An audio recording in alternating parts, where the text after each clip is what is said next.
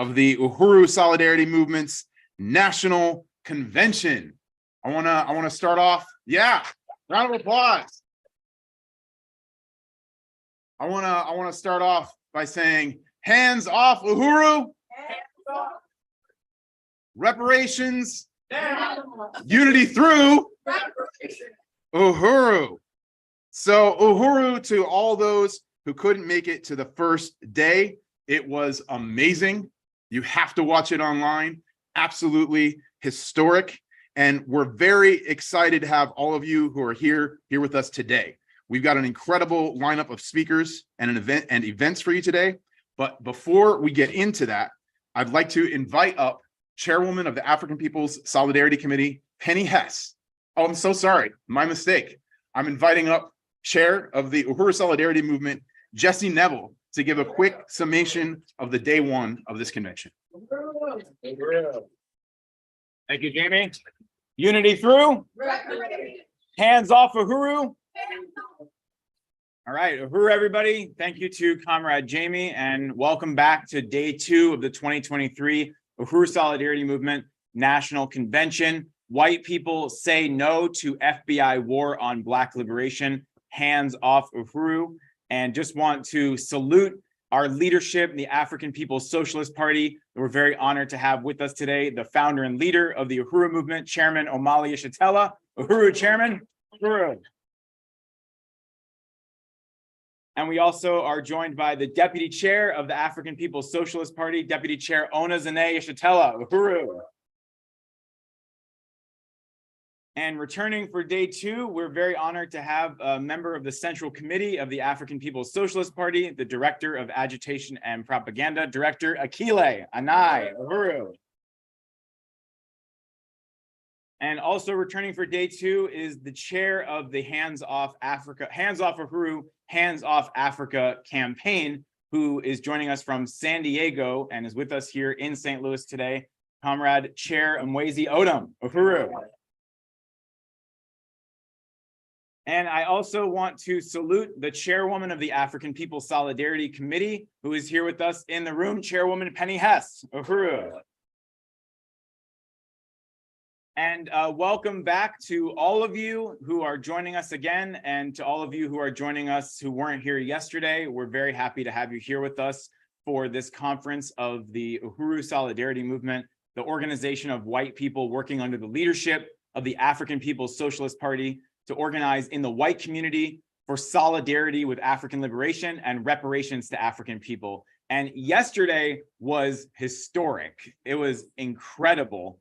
I don't even have the words to fully describe how powerful and impactful and profound yesterday's proceedings were, beginning with the just magnificent keynote presentation from Chairman Omali Yeshitela that just went into so much depth. I know people were talking about it for the rest of the day, just so much of what was learned and the deeper understandings of the colonial mode of production and the chairman and the history of the chairman and the party that we were able to get a deeper understanding of from yesterday. So it was an incredible honor, as always, to have Chairman Omali Yeshitela as our keynote speaker, and also want to appreciate and salute the very profound presentation from Chairwoman Penny Hess that just went into depth on the responsibility and role of white people and in this struggle, and why this is our future, why this is our revolution. The African revolution is the future for all of humanity.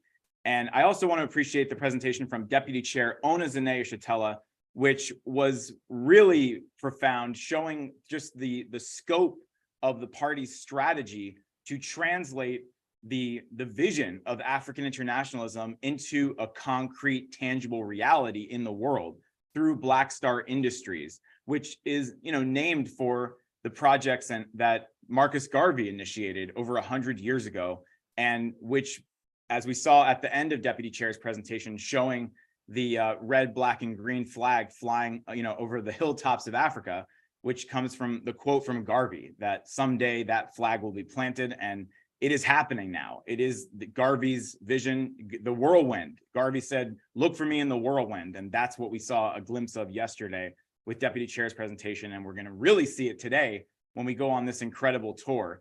And I also really want to salute and appreciate Secretary General Luwezi Kinshasa, who joined us from London, who is exiled from his birthplace in Congo, who gave a presentation discussing the colonial question and the anti-colonial struggle throughout Africa and throughout the world.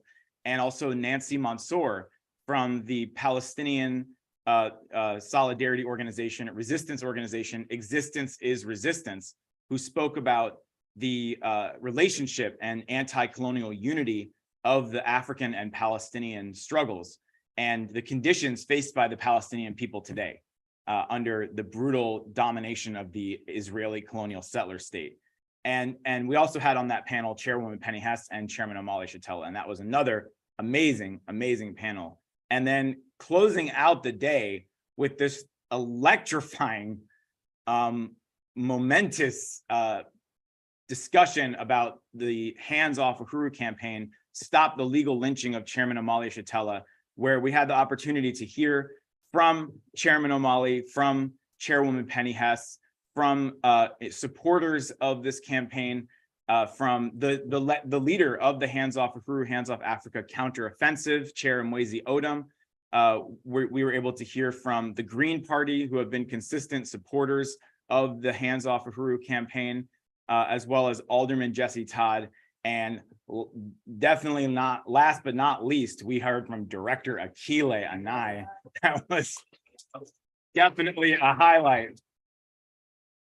Definitely an incredible highlight of yesterday. So it was an amazing day. And we also had a great call for resources and reparations from Comrade Leah and Amanda that raised very close to our goal of $20,000. We raised 18,600. Okay, no, wait. Okay, all right. 18,640. Okay, so we're getting close. We're getting very close. And we want to go ahead and raise the rest of that amount today. We want to get to $20,000. So if 13 people did $100, we would be almost at our goal. If 14 people did $100, we'd be at our goal. We would surpass our goal. So you can go to uhurusolidarity.org, click pay reparations, continue donating throughout the morning, and we will continue announcing it and thanking you and shouting people out. And speaking of shout outs, I want to salute once again, Brendan McCoy, for your amazing work overall, but also recruiting so many of your family members. And Uhuru. Yes, yesterday, Brendan's aunt and mother and sister were all here. And today, I believe your grandmother is with us. Is that correct? Yes, okay, there you are. Uhuru, welcome, welcome. Very happy to have you here.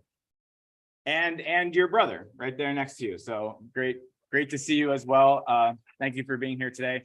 And I also want to give a shout out to my brother, Sean, who is here with us today. So just really salute you for being here, Sean. Sean has been, over the years, a consistent supporter of this movement, and yesterday renewed his membership in the Uhuru Solidarity Movement. So, all right, so with that, we're gonna have an incredible day today. We're gonna have a tour. We're gonna be getting on the bus and going throughout the community to see the incredible work and programs of the Black Power Blueprint. And you will have a much deeper and more concrete understanding of why this movement for the liberation of African people came under attack, because it is succeeding in negating the colonial mode of production and building political and economic power in the hands of the African working class. And you're going to see that with your very eyes today on this tour of the Black Power Blueprint.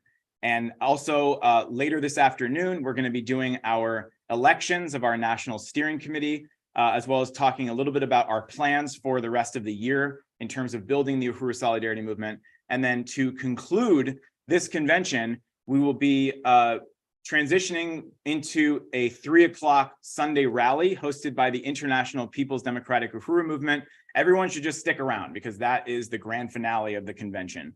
And it's going to be an amazing rally where we will be able to hear from Chairman Omali Shatella. We'll be able to hear from the other so-called unindicted co-conspirators, from Chair Mwezi and from 3 of the lawyers who are on the legal team that is prepared to defend and fight for the right of African people to organize for their liberation and put the state on trial and win. So we're very excited to have them here as well and to hear from them later today. And if you're watching on Zoom, I just want to let you know that that is going to be a different Zoom link. So please go to tinyurl.com/meet-the-lawyers. And I'm sure the chat moderators are now putting that in the chat for you to go register. And at 3 o'clock, you can just switch over to that link and just continue watching. And that's going to be an amazing event hosted by Impedum at 3 o'clock Central today. So that's what I'll say for now. And just want to turn it back over to our MC, Uhuru. And Uhuru, Chairman, definitely.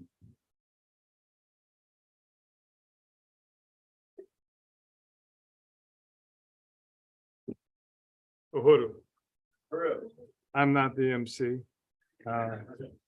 I want to just join Comrade Jesse in welcoming everybody back and saluting the significance of this convention, and to those of you who are participating in this convention and in Uhuru Solidarity Movement, African People Solidarity Committee.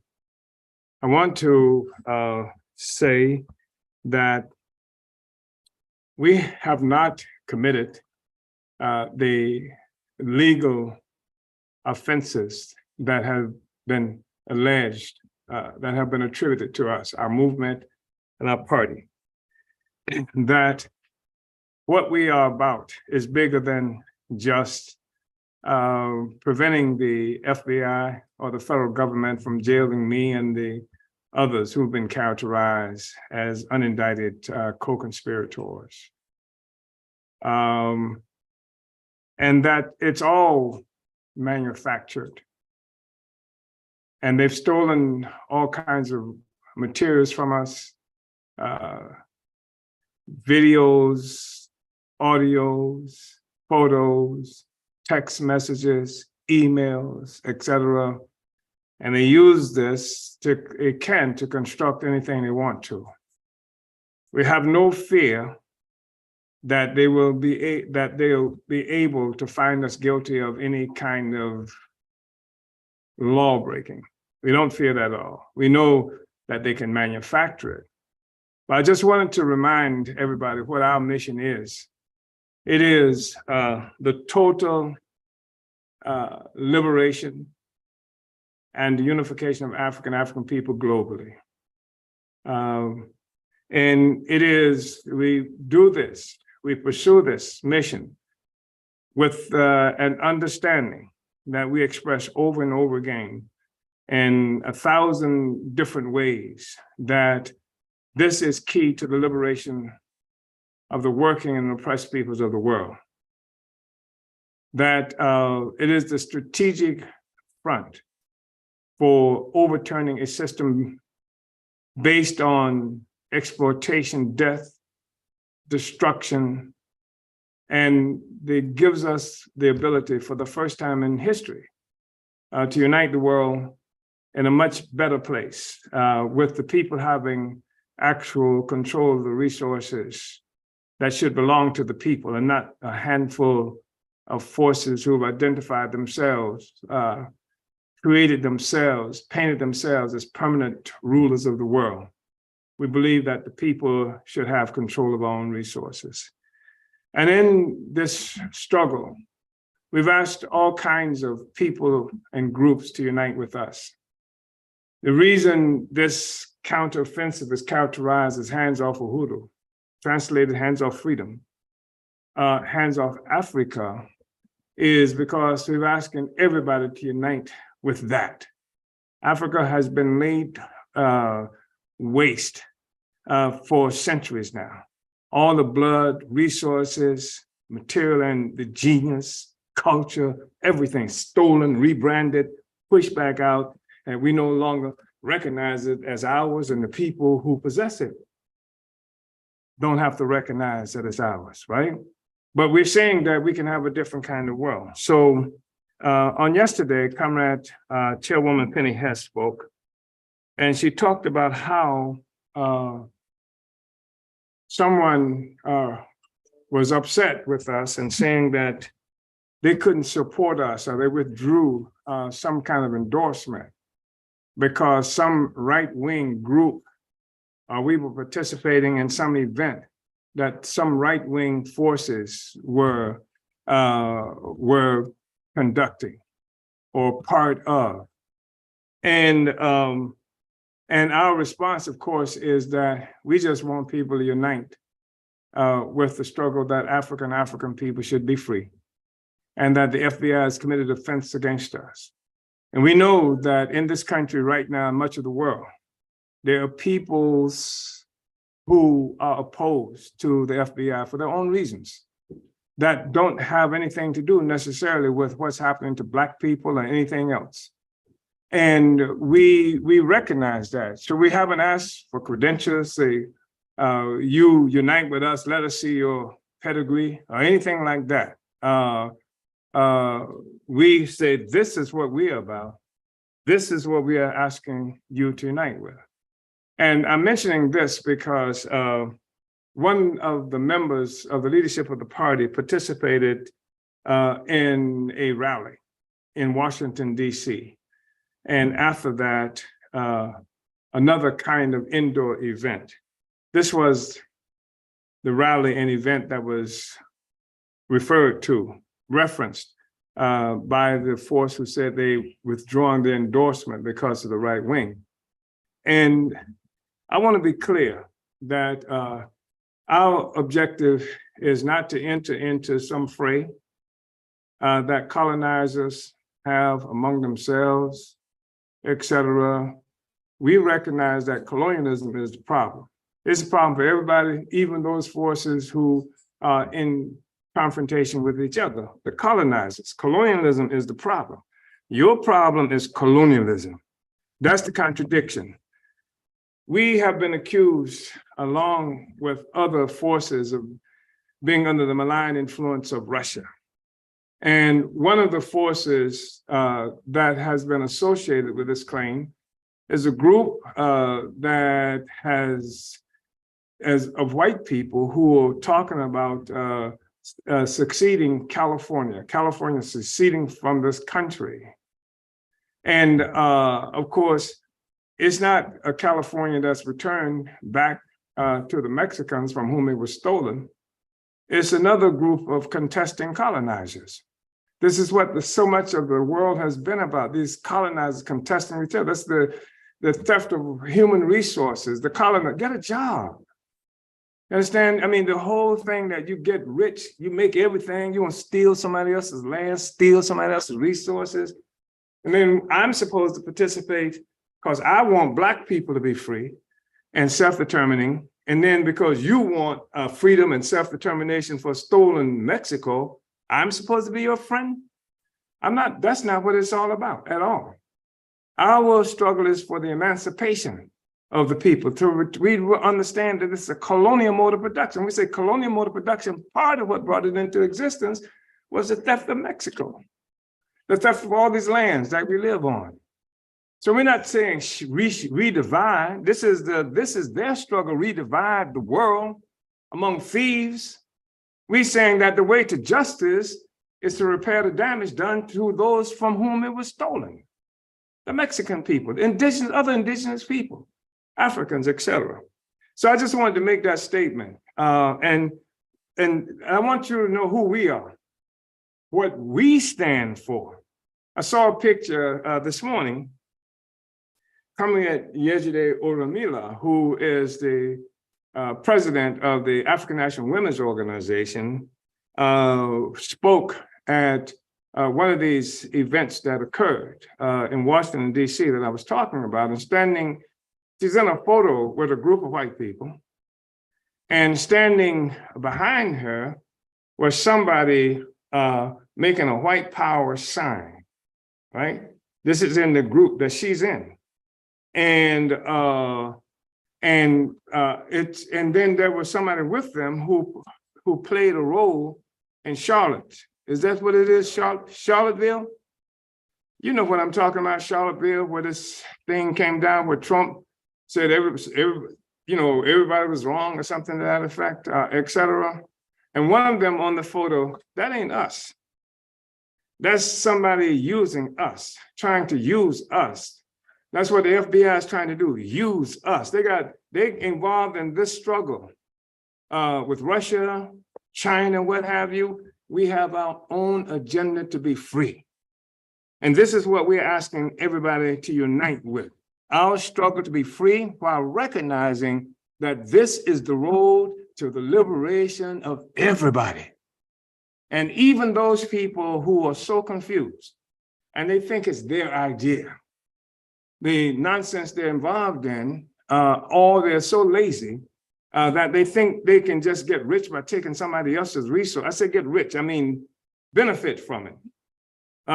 And what if they were really interested in California being in the possession of the right people, they would do what? Join with the Mexican National Liberation Movement to take it back. If they were really interested, they would join with the Uhuru movement and our efforts to make this revolutionary struggle that unleashes all these resources that's been stolen from the peoples of the world to build this unjust social system that we live with. I want to say that, and I want to be clear on who it is we are, what we stand for, and everybody who walks with us will not walk with us because they support us. And I recognize that, and we don't. That's not something that we even require in so many ways. But we cannot be used by anybody. Yes. We will not be used by anybody. And in fact, we're tired as Black people of being used by anybody. And so it's horribly offensive. And so I don't want anybody who see those photos or anything like that to assume that we are aligned with that. We're not. We have a mission. Our mission is the liberation, total, absolute, unconditional, unequivocal liberation and unification of Africa and African people globally as a part of the mission to overturn a social system based on colonialism, death, and destruction.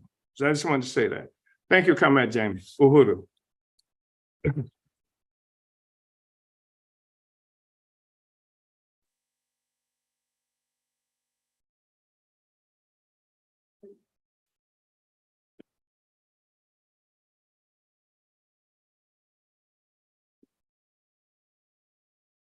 Uhuru, let's have another round of applause for Chairman Omali Echeapelle.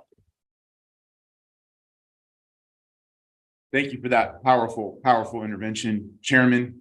Really appreciate that. I also want to thank and salute Chair Jesse Neville for that powerful overview of yesterday's historic convention. And yeah, Uhuru. And if I didn't say it clearly enough at the beginning, because I was a little too much relying on the script, this is day 2 of the National Convention of the Uhuru Solidarity Movement.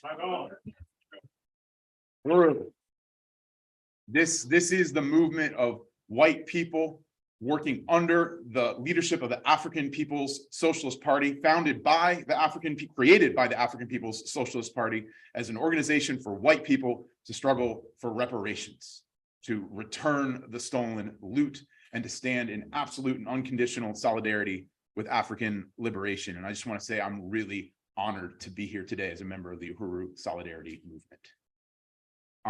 So we have a second day today that is going to be incredibly powerful and incredibly significant. This is my first time in St. Louis. I just want to say.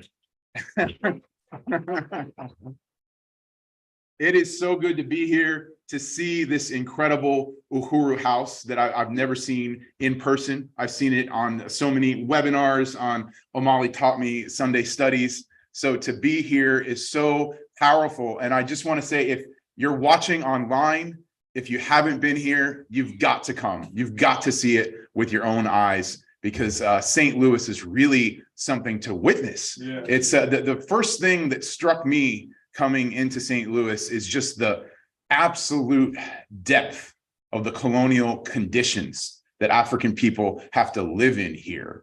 I mean, I've heard people like Comrade Kitty Riley describe it as like bombed out. And you hear these words, these descriptions, but until you see it in person, you have to see it to let it really affect you, to see the extent of like the humiliation of having to live in these conditions, the terrorism of it. It's really profound. I don't have words to properly capture the horror of it, the indignity of it. And then you come here and you see that mural. You see the Uhuru House. You see the optimism and the strength of the African Revolution, and you know that you're on the right side. Right on. Right? Uhuru, Uhuru. So to introduce us to the power of the Black Power Blueprint and to get everyone ready for this amazing tour. So, get ready, make sure you have your belongings on you. You're ready for a little bit of cold weather, because I'm about to welcome up the architect of the Black Power Blueprint, the visionary leader, Deputy Chair, Ona Zene Yeshitela. Uhuru.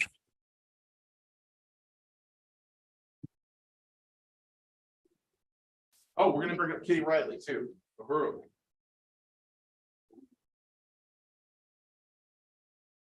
Uhuru. Uhuru. Hands off Uhuru. Hands off Africa. So we're getting ready to go on a fantastic tour. So before we go on the tour, we want to give like a brief summation of what you're going to be seeing. We want to also show you some of the pictures of what happened exactly in this room before it was this beautiful. So we'll be showing you a lot of the before pictures of all the institutions that you're going to be touring. So, Uhuru, and welcome to the Midwest. Next slide. Okay, since coming into leadership over all the economic development work of the organization, the Office of the Deputy Chair was mandated, and the Office of Reparations and Economic Development was called on by every organization to become independent and self-reliant. So that meant that every department and organization had to have an economic component to their department in order to be self-sufficient. So next slide. So I want to really salute and introduce my comrade, Kitty Riley, who has been on the ground with me almost day one. I remember I came here December of 2016, and I came back in January of 2017. And I was here kind of working by myself, and I called the chairman up and I say, Chairman, I really need somebody here on the ground with me full time. And I think you were in California. Kitty was in California, and Kitty came. And she's been here ever since.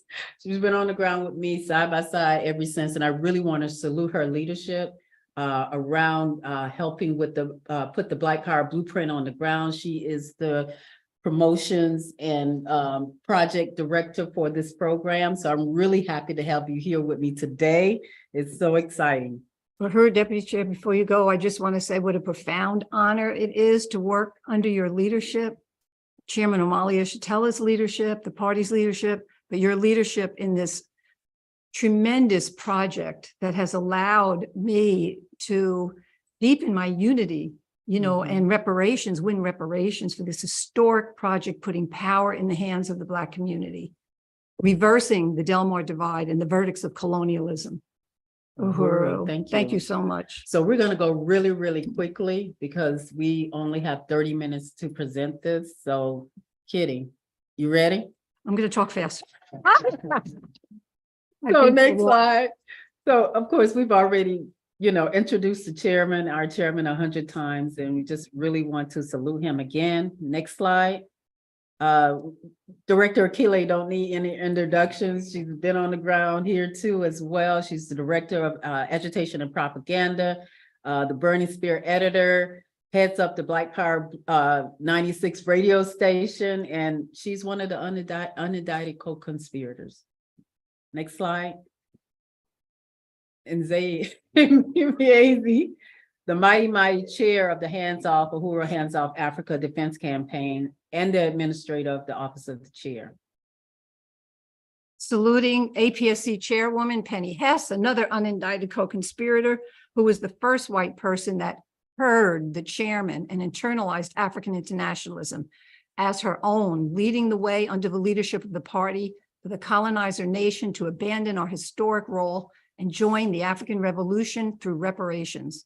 And Jesse Neville, chair of USM, who courageously is building a national mass movement of white people who say no to white nationalism and hands off Uhuru. Uhuru. So Uhuru, I'm very excited to present to you the Black Power Blueprint here in St. Louis. For the last 6 years, we've been here on the ground making it happen. St. Louis Black Power Blueprint sits on the shoulders of 50+ years of leadership from the African People's Socialist Party, relentless struggle for dual and contending powers in the hands of the African working class. Next slide. We want to share the short video that shows just some highlights of the Black Power Blueprint from 2017 up until 2022 in January. The Black Power Blueprint means that I will not want everybody to enjoy and get a chance to see another side of North St. Louis. The Black Power Blueprint in North St. Louis was born following the police murder of Mike Brown in 2014. The Black Power Blueprint is testimony to the fact that Mike Brown and the hundreds of other Black people killed by the colonial police did not die in vain. The African People's Education and Defense Fund and Black Star Industries believe we must go beyond protest. We must build institutions of economic and political power in the hands of the Black working class community.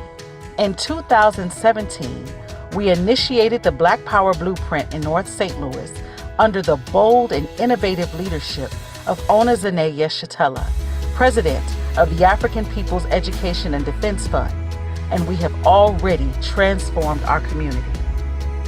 We purchased and renovated the Uhuru House at 4101 West Florissant Avenue, which was ready for use by early 2018. We bought 2 adjacent buildings down the street at College and West Florissant. In 2019, we demolished the corner building, which is slated to become a community basketball court. Even during the pandemic, we didn't miss a beat, and throughout the year 2020, we completed the stage in the outdoor space, installed a wrought iron fence, and then planted the garden. This is powerful because you're here.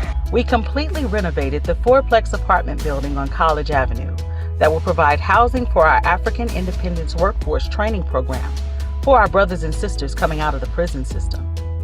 We also demolished 2 other nearby buildings on West Florissant to make way for retail shops and contracted with the LRA for property designated for an African women's facility. In 2021, we installed an electronic sign on the side of the Uhuru House. We had a huge victory in June 2021 when we launched our One Africa, One Nation Farmers Market with a grant from the USDA. The initiative of the Black Power Blueprint has mobilized the North St. Louis African community and won supporters, volunteers, and donors from every part of the city and around the world. Some make donations as a stand of reparations to the African community. We believe in the democratic anti-colonial right to be able to have community control of every aspect of our lives. Many community members have expressed what the Black Power Blueprint means to them.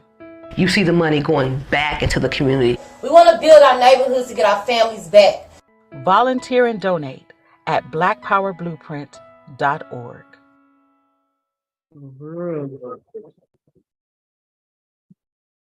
So right now, we're gonna go through a snapshot of what has really been developed up until now. Quoting Chairman Omali Yeshitela in one of his most important overview papers, "Victory is ours, hesitation is betrayal." Chairman says, "We are living in an era where history is being condensed and conclusions previously taking decades and generations to comprehend are occurring within a matter of weeks and days." Next slide. Seizing territory was the #1 goal.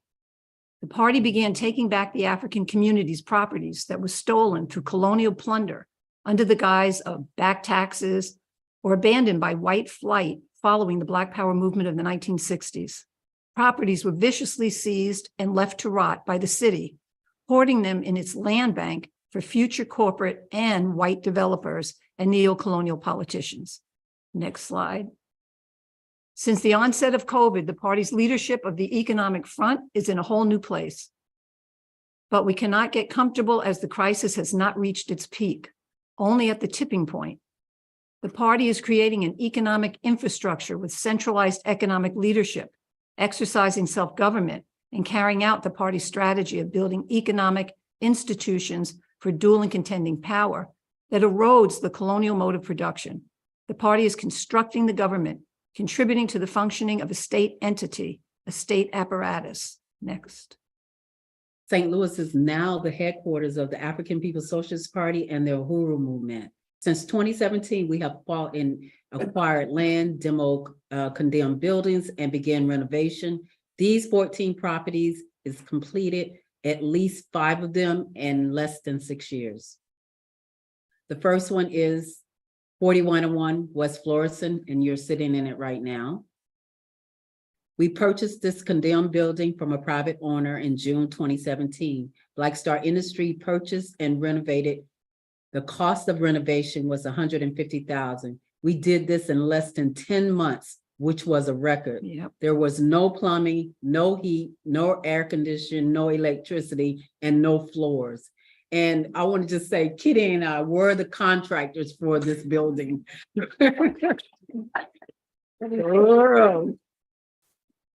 Next slide. So we completed renovation in April of 2018. And as a matter of fact, USM was one of the first, we had your USM conference here in April of 2018. Yeah. And electronic message sign and awning installed with SLDC facade grant. 3 years delay in approval and funding after submission in 2018. So it took them 3 years to give us the funding to put up an electronic sign on the outside. Uhuru. Next slide. So this is 4031 West Florissant. Next door, we created an outdoor venue with covered stage, decorative fencing, lighting, water for gardening, and a 50-foot flagpole. Next slide. These 4 lots were purchased from the LRA, and we combined the 4 lots into 4031 by April 2018. By May 2018, we demolished the 2 buildings that sat there and completed the project by February 2020. Next slide. We united the community by installing a 50-foot flagpole that flies a 25-foot red, black, and green flag. Landscape architects designed the outdoor venue space, and we contracted to build it. Just to say that the party had already put a 50-foot flagpole in St. Petersburg, which was really historic. And when Deputy Chair got here, she said a 50-foot flagpole is going to sit right there. And buses were stopping, bus drivers, school kids saluting, families stopping, coming out, giving political education, history lessons to their children. I mean, it just was profound. Next slide. We won a rainscaping grant from the Missouri Sewer District and installed permeable brick pavers. We won 2 annual grants from Brightside St. Louis for trees, flowers, plants, shrubs, and gardening tools. The mural was installed with the St. Louis Gateway Foundation grant, and Jamie the artist began painting on June 1st, 2022. This is the Black Power Gary Brooks Community Garden. That's Mr. Gary. Our April planting of the Gary Brooks Black Power Community Garden will be in its 5th annual season this year. We have 9 vegetable garden boxes. Flowers and trees were in bloom, and young apple and peach trees will bear fruit. Next slide. We have planted mustard, turnip greens, collards, okra, squash, tomatoes, cucumbers, kale, red and green cabbage, sweet bell peppers, and a variety of herbs and more. Next slide. We just have 3 more slides showing the wonderful, wonderful volunteers to say what invaluable contributions they have made. We don't have time to name them. Next slide. Here are others that include student groups, neighbors, members of the community, and USM members. Everyone joins in. Next slide. Our One Africa, One Nation Farmers Market began June of 2021 with a 3-year grant from USDA. We are in our final year for this grant, and the market will be in a new location, the O'Fallon Park neighborhood, right up the street. The market season will begin May and go to October 2023. Here are some of the pictures from the market. And here, next slide, here are some more pictures of the vendors. Our third property is at 4368 College Avenue at West Florissant, and it's the Black Power Vanguard Community Basketball Court. We purchased the lot from LRA at 4368 College in January 2018 to be the future home of the community basketball court. The bricks started falling as the buildings were falling apart, so we had to prioritize and begin this project earlier. Next slide. Demolition of the condemned commercial building happened in May of 2019. Next slide. The official groundbreaking ceremony happened on April 11th. We started with the basketball court with the lighting, the fencing, the bleachers, and the retaining wall, as well as the mural.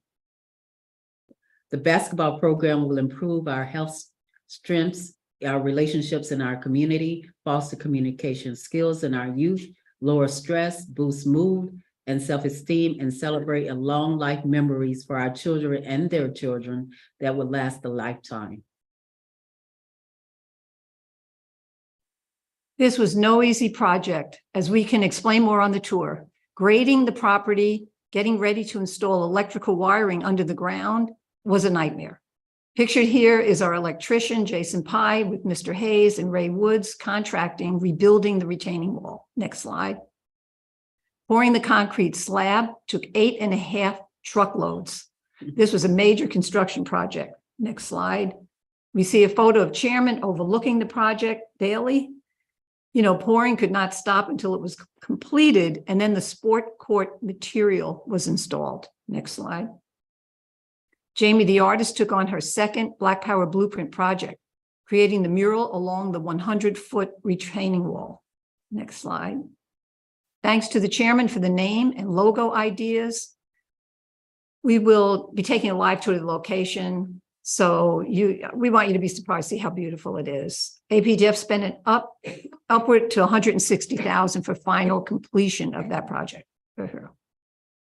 The next address is 4358 College Avenue, which is the housing for the African Independent Workforce Housing.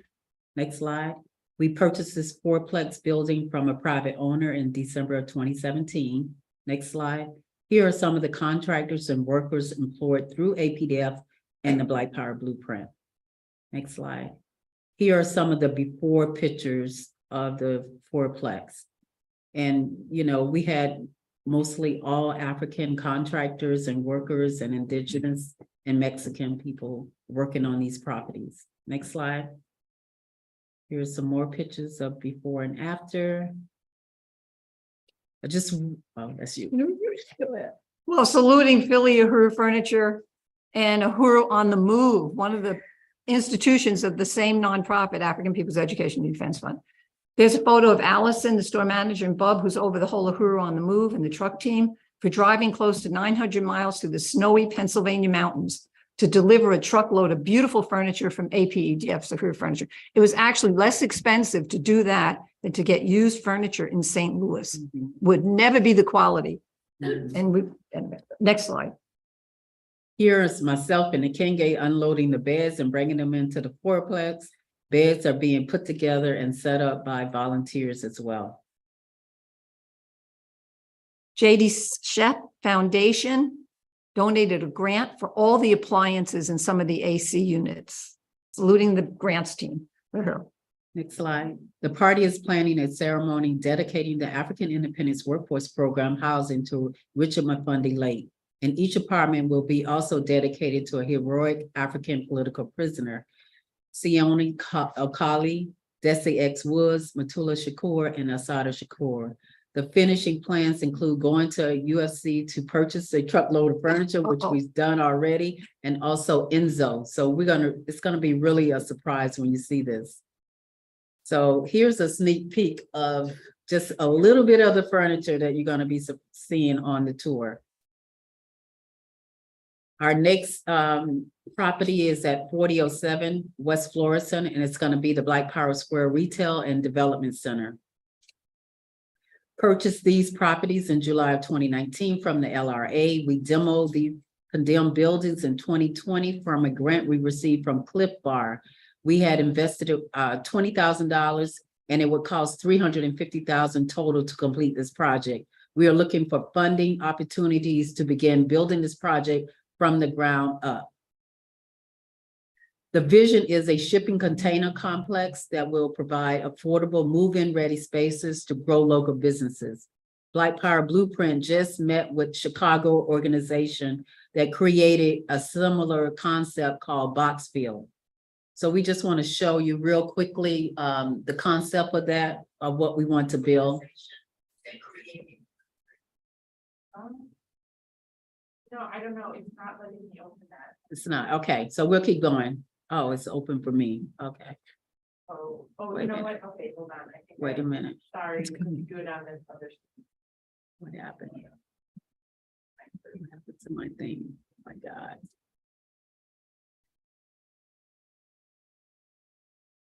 And she found it. There it is.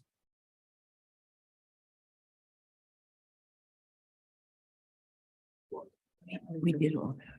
Not now. Time to get going, Layla. Not now. Hey, are you coming to happy hour? Not now. Now, when you're ready, Hiscox is there for you. Hiscox, protecting business dreams since 1901.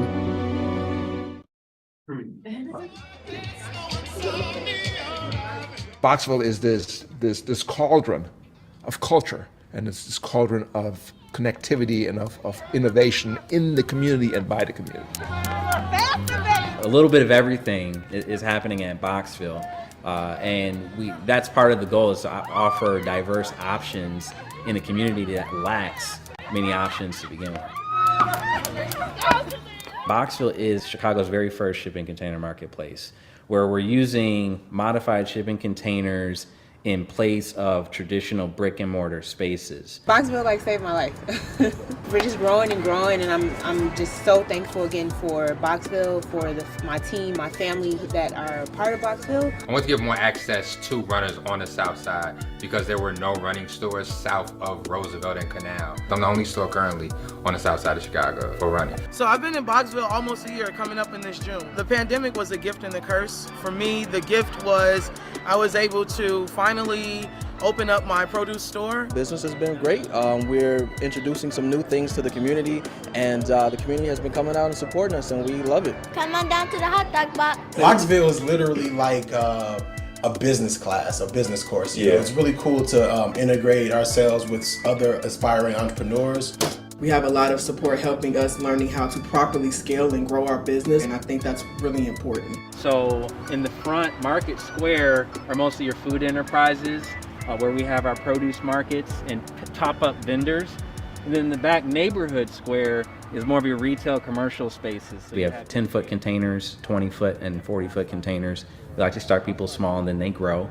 That's the idea. We're in the middle of landlord-tenant and partnership. We're in the middle there to encourage them, to give them a platform for their business to be set up for success. When I walked in with my daughter into this building in 2005, this sign hung on the outside, on the west face of the wall. Bernard Lloyd, who is our founder, president of all of the initiatives, a local resident, this started in his basement. The objective was first to beautify, but then to also bring people together, people from different segments of this neighborhood, older folks, younger folks, professionals, blue-collar folks. Boxville has doubled every year, and much more than just growing, it's doubled in vitality, it's doubled in diversity of offering, it's doubled or more in impact. So here we have a Lego model, who doesn't love Legos, of Boxville, what I refer to as 1.0. This is to scale. Boxville has grown tremendously over the past year. We started 2020 with 4 enterprises.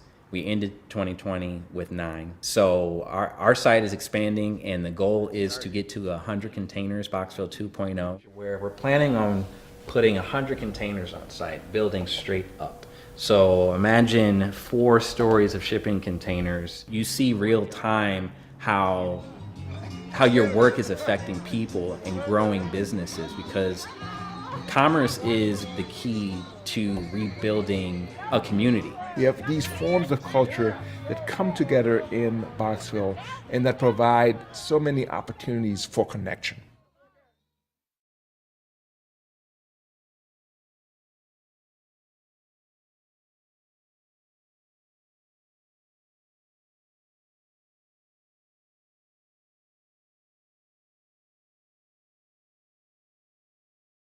Know your motto, and would you be interested in, just speaking to us, or giving us some point? They were so excited. They had heard about the Black Power Blueprint and APDF and what we have been doing.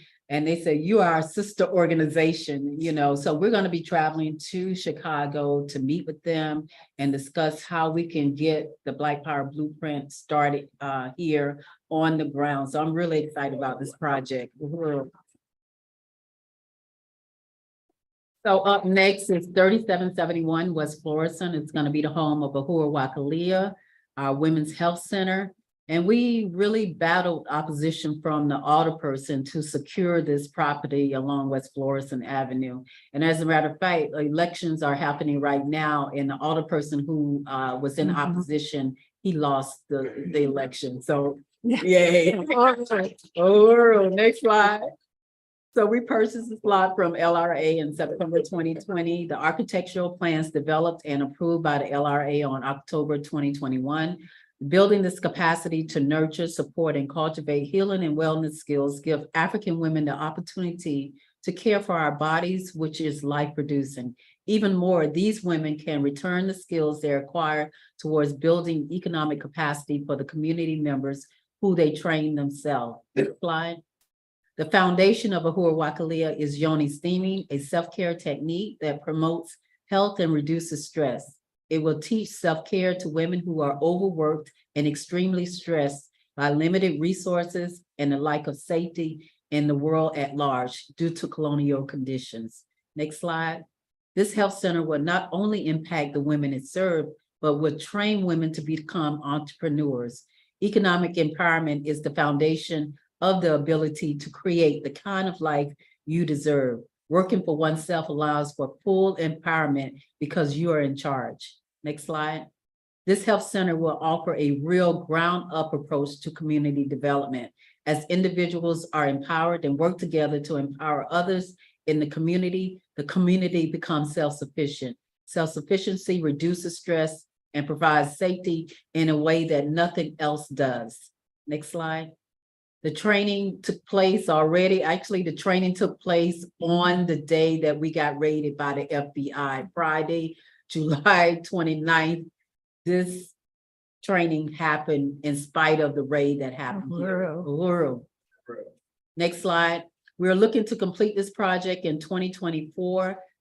This project total is $420,000 that we projected. We've raised $200,000 already. And we are not stopping. So I want to see if you can play that video really quickly. It's like 2 minutes. Lisa.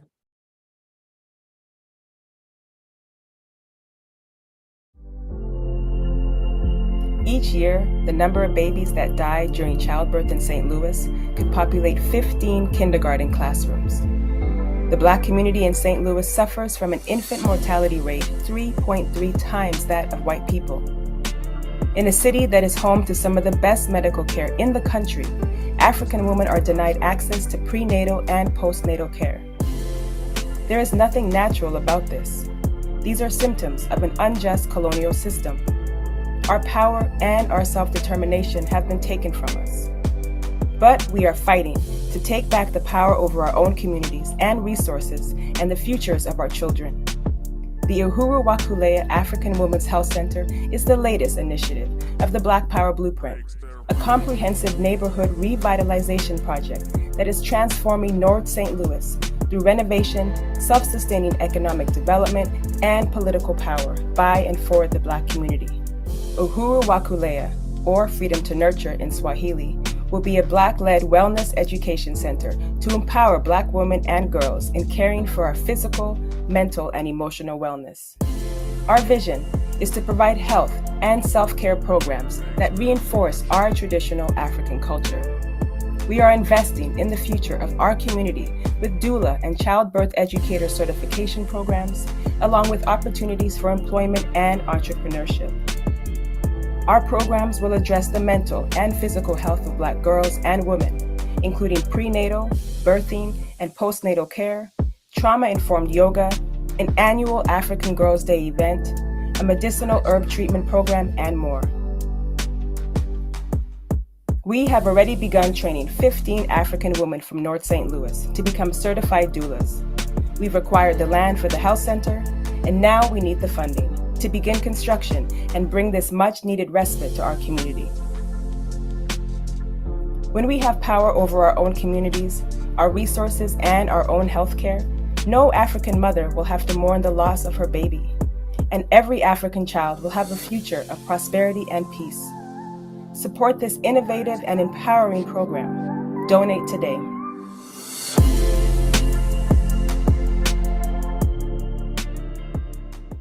Girl.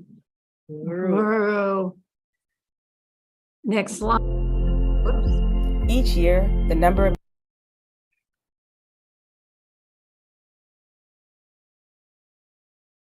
All righty, great. The next program is at 3723 Goodfellow Boulevard. It's the Uhuru Jiko Bakery Cafe and African Independence Workforce Program. As with all the properties, Deputy Chair found the building for Jiko online in the early hours of the morning. Uhuru. The building was purchased from private ownership October 2017. Architectural plans and bakery design developed by local architect Dwayne Thompson and international bakery designer Michael Suaz. Internal demolition was completed June 13th, 2022. $150,000 has been raised so far for what we project as $1,200,000 total project. Next slide. Uhuru Jiko is the home of Uhuru Foods and Pies, in operation for almost 40 years as an economic development project of Black Star Industries. Our pies are famous. Next slide. Interior demolition began in June. Patrick, his crew, brilliant. Next slide. More pictures. This is just incredible. And now this is how it looks when we go to it today. So it's really ready for the build out. Uhuru. Next, we have 4207 College Avenue, which is the NPDOM national headquarters. We purchased this building in 2017, and the comrades are using it for the headquarters for the International People's Democratic Uhuru Movement. Next slide. They're also producing Uzi in that location as well. Next slide. This is 2654 Gravois, Uhuru Solidarity Center, carrying the banner Unity Through Reparations. No wonder the FBI attacked this rear base. Uhuru was purchased from private owner in September 2021. Upon purchase, had a minor renovations. It's $255,000 cost. Home of the Uhuru Planet that manufactures all the t-shirts and other products there, as well as opening up for retail sales. Next slide. APSC and USM held the grand opening and welcomed the neighboring community in. Uhuru. The next property is 4617 Natural Bridge, which is now going to be the home of the annual headquarters, the African National Women's Organization. This is a mixed-use property, a commercial storefront with an apartment up above. So we just really started to demo this location. You can see we're walking through and preparing for the demolition for this building. Next slide. Here is some more of the interior. And here is the clean out. It's cleaned out now. So ANWO will have their national headquarters here. They'll be doing a building fund, raising resources to renovate this location. Next slide. 5818 Ferris Avenue, purchased a few doors from Jiko, but it shares the yards. The yards border each other. So the backyard of Jiko borders this property at 5818 and the next property at 5824 Ferris, which is really incredible because the training program can happen in one of these, making it classrooms, et cetera. There's all kinds of possibilities. The way Deputy Chair always moves is to be able to get things near each other. This property was recently acquired through sale for $2,838. This property is down the block and across the street from the basketball court. It's, it's like the minute you get property from the city that they let it rot for the past 40 years, doing nothing, the minute you get it, you get code enforcement right away. Fix this up, fix that up, fix this up. Anyway, it's storefront commercial property. Next slide. And this is the second one, purchased from tax sale, $4,534, many possibilities. This is about 4 blocks away. Next slide. So you have now had a glimpse of some of the work the party has accomplished in the last 6 years in St. Louis against all odds, including nonstop opposition from the sellouts of our community and the reactionary tradition of the colonizer nation. It is clear that the Black Power Blueprint is negating the colonial economy and raising up our community through the Black Power Blueprint. Next slide. The recent attacks by the FBI on our chairman, Director Akile, and the African People's Solidarity Committee leaders, Chairwoman Penny and USM Chair Jesse, are intended to stop. Little did they know the profound leadership of the chairman, who recognized COINTELPRO and immediately waged a counteroffensive to build the Hands Off Uhuru, Hands Off Africa campaign. Next slide. As you know, the FBI broke into 7 of our institutions and home in 2 separate states, supposedly around indictments of Russia nationalists. But we know that this is a smokescreen. The real intent is to gather information to level some trumped up charges in an attempt to stop the 50 years of relentless struggle in advancement of the worldwide struggle for African liberation. We must build a Hands Off Uhuru, Hands Off Africa campaign to defend the chairman and our leaders, Africa and the African nation. We're asking everyone to become a part of this campaign to fight by going to handsoffahuru.org or join one of the committees and support the Black Power Blueprint. The sky's the limit. What set us apart is not what we say, but what we do. So let's go on the tour. Uhuru.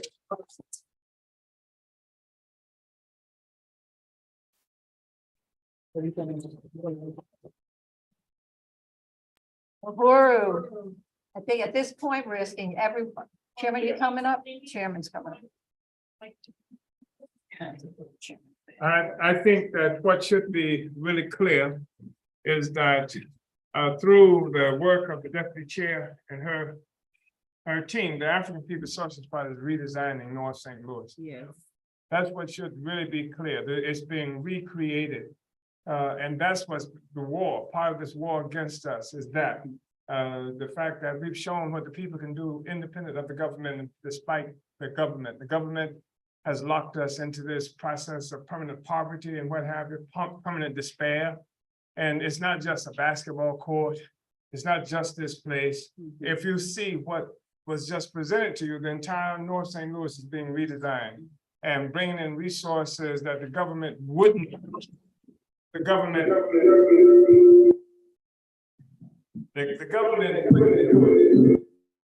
But the fact that Sorry.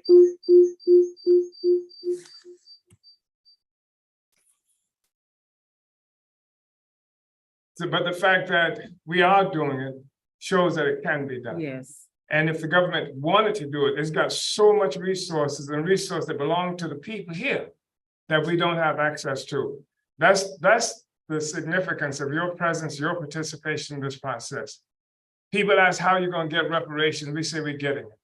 And what reparation means is to repair. And this is what we talk about. We're talking about redesigning North St. Louis, building. That's all it is that we're about. We're doing everything they can to stop it. So July 29th, the threat to imprison me, the threat to kill me, the attack on the others who are considered unindicted co-conspirators, our homes, et cetera, is a form of warfare. And even the banks involved in. When you look at sanctioning as a form of warfare, when you take away the ability of people to have resources to live and to develop and create, that's warfare by other means. So I just wanted to say that, and we should really appreciate all this incredible work and should really, I hope, have a deep appreciation for your participation in this process. Whether you ever walk a picket line or not, whether you ever participate in a demonstration or not, whether you are ever at the barricades or not, the work that you do to make this happen is fight back, and this your participation in changing the world. So become an unindicted co-conspirator. Uhuru.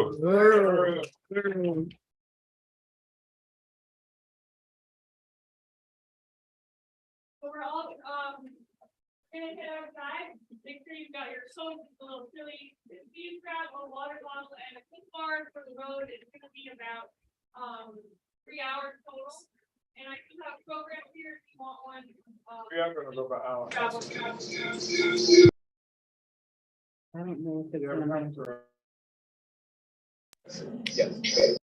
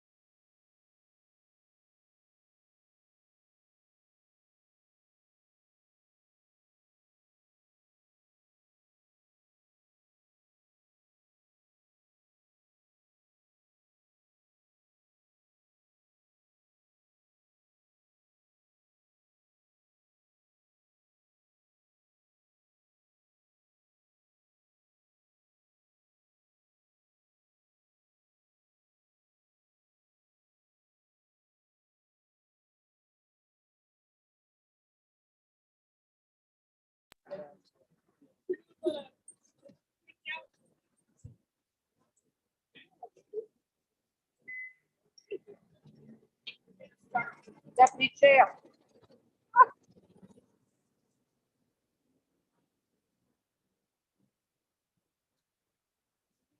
There's a yellow bus a few blocks away.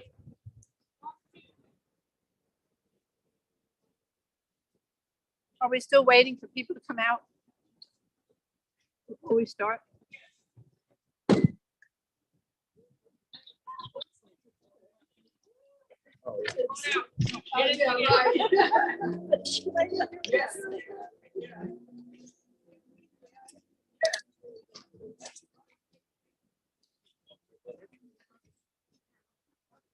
It's about 2 blocks away. Oh, but then this is like the main stretch of the Black Farm Street, so it's really important to walk around.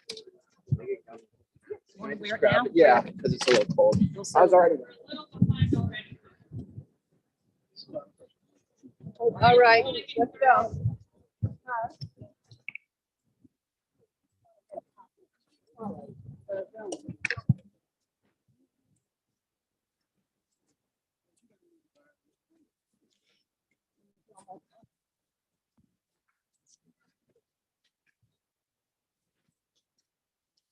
Uhuru. We're still live. Oh my God. Come on, I know it's cold. All the more reason.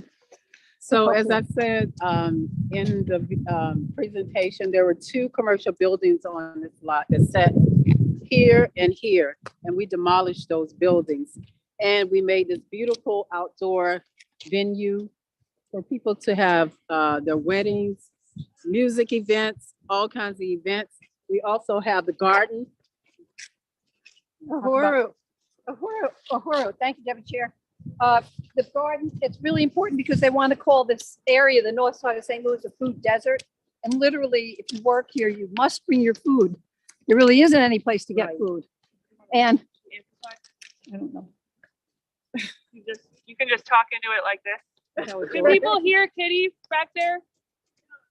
Okay, so you just talk here. We don't push anybody. Nope, you just talk. Easy. Okay, Uhuru, thank you, Deputy Chair Ona. As Deputy Chair said, 2 buildings were here. One was Hicks Bait Shop and one was Dynasty Restaurant at one point. But they were left to rot like everything else happened by design. It's called the Team 4 plan. And it was created by 4 men my age that are still alive, lives on the south side in the Central West End. And it was not benign neglect, as it's referred to. It was very aggressive policy to drain all of the money and all of the resources out of the Black community of North St. Louis. This is 94 or 96% Black community. And to drain it all and put it in our community, in the white community on the south side, where we have cafes, restaurants, trees, parks that have millions of dollars invested just even in tulips, if you know what I mean, really. So that's the Delmar divide that has been challenged by the Black Power blueprint led by Deputy Chair Ona Shatella.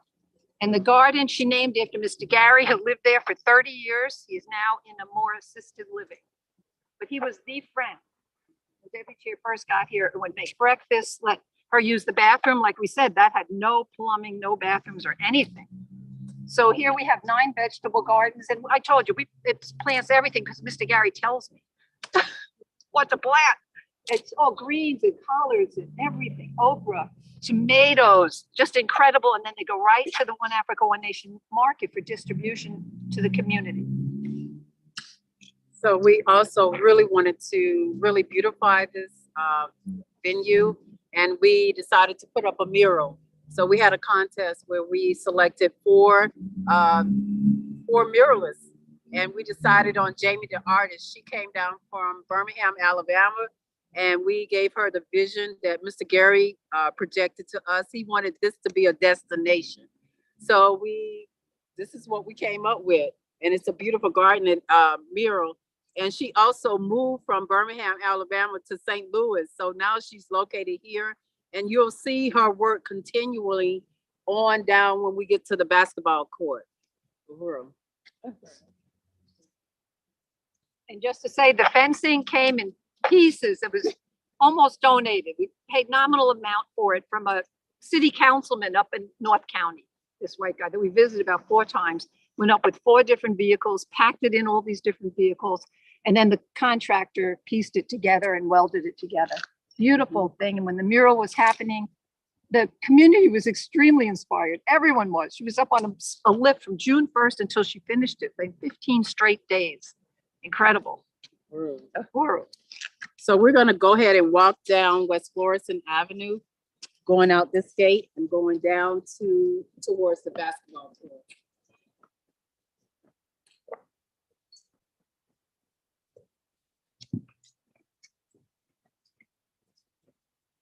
When you see this in the spring and summer, it's so beautiful. The trees are blooming, the flowers, daffodils, tulips, roses.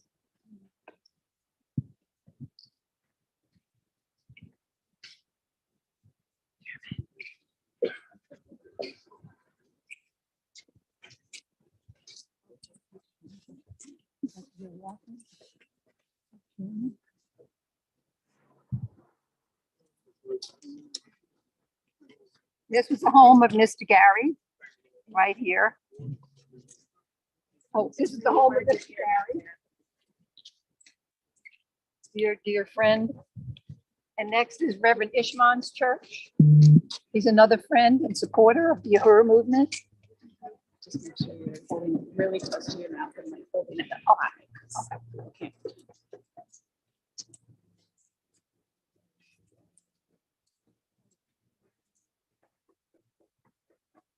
Okay.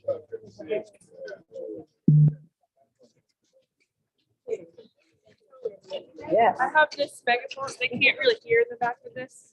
But if you wear this, hold that. You can wear it on.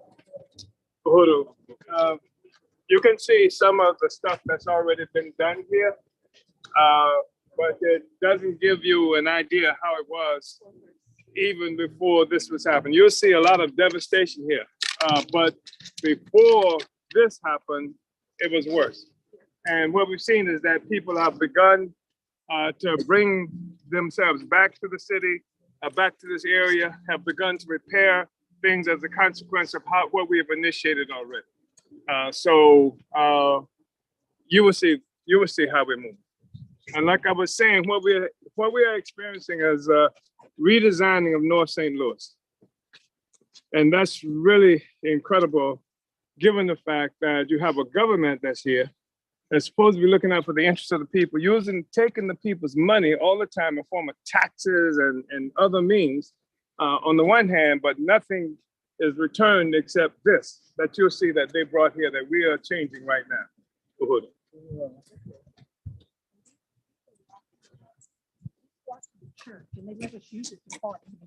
Well, the point, these lots belong to the church right here, All the way up to the car. to where this car is, and they allow us use of this for parking for the market.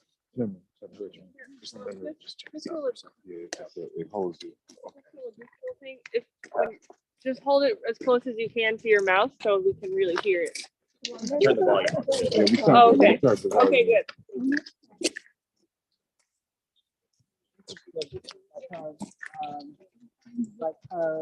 This is where we're going to establish the businesses, right? The business center using the boxcars. We purchased this land, we've got this land, and 2 buildings were here that have been demolished as a consequence. And this is one of the things that people hated, these buildings just deteriorating, and they just demoralized the entire community. All kinds of activity happening in these buildings, and they were just eyesores. Just a sense of demoralization. So we took the buildings down, and now we are going to put here these boxcars so people can actually have businesses here. In this, we're revitalizing this entire community. This is reparations at work. People talk about where you're going to reparations is happening now. Everything that you see that we are doing comes in part as a consequence of reparations that's already happening. We're not waiting for somebody to get reparations to us. We say that the people are the real question. And this issue of reparations, Black people and other people who can unite with the issue of reparations, we're not waiting for Joe Biden or his mama. That if you have the resources to contribute to this, this is the part of the reparation. That is one of the ways that the colonizers can engage in acts of self-criticism, right, for participation and living off the blood of Black people and the indigenous people and the rest of that. We're rectifying this relationship so that we can have a people's movement, in fact.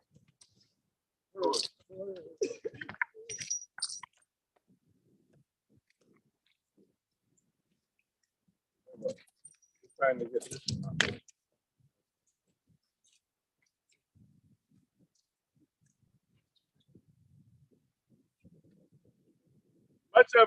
Much of the property is here, and they're owned by this land reutilization authority.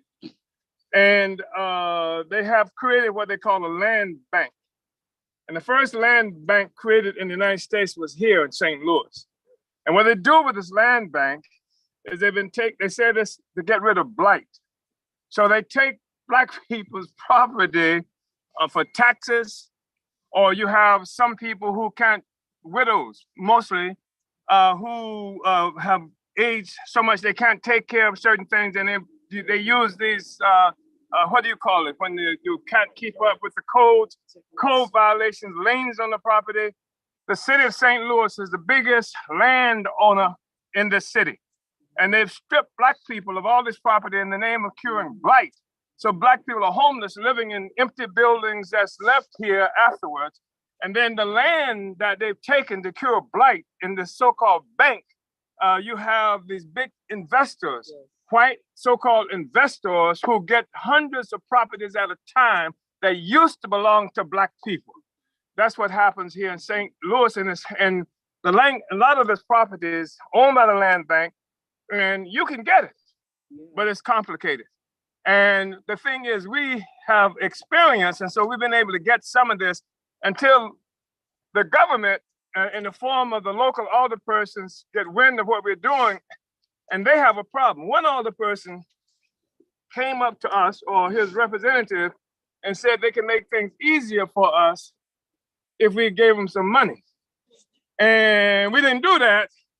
And this guy is skating on thin ice right now. In fact, owner told him that we're gonna see you on TV in handcuffs, right? Before, and some of them are in handcuffs right now. These are the people who tried to get us to pay them to end this despair that's been imposed on the Black community. So, so the so-called land bank has been established so that you can have these bank robbers, right? In the form of so-called investors. Paul McKee, is that his name? Paul McKee. Paul McKee, I don't know how many properties he's got at a time, hundreds of properties that used to belong to Black people. And this is the city of St. Louis, and we are the ones who get attacked. We had one other person here who actually called for bringing the National Guards in to deal with the Black community. Not to deal with Paul McKee, not to deal with those who are stealing the land, et cetera. So we are a problem to them, and that's why the United States government is attacking us now.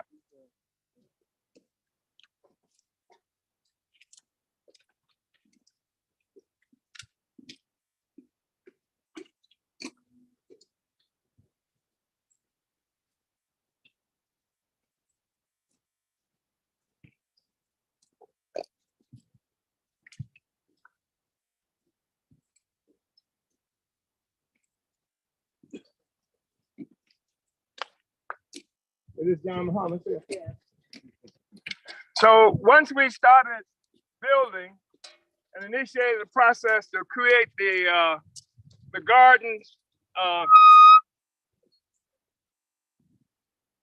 local alderperson claimed that he was setting up something here, put a fence around it, it's gonna put up a garden here, but you see, this has been years, and this is all you get.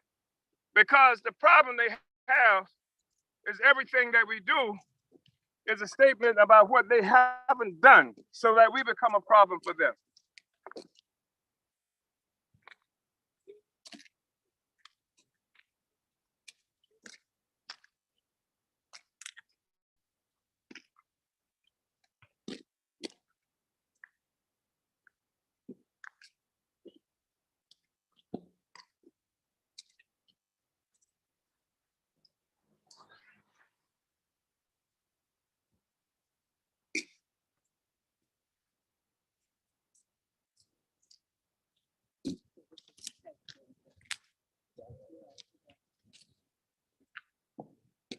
We purchased this property here through a tax sale, right here. So this is one of our properties. You can see how we're moving throughout West Florissant.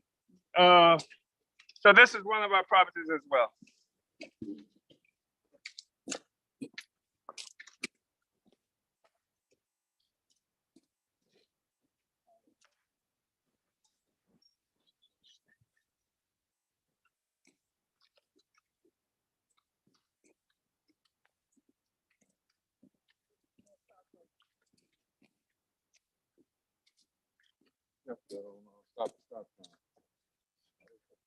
Stop that.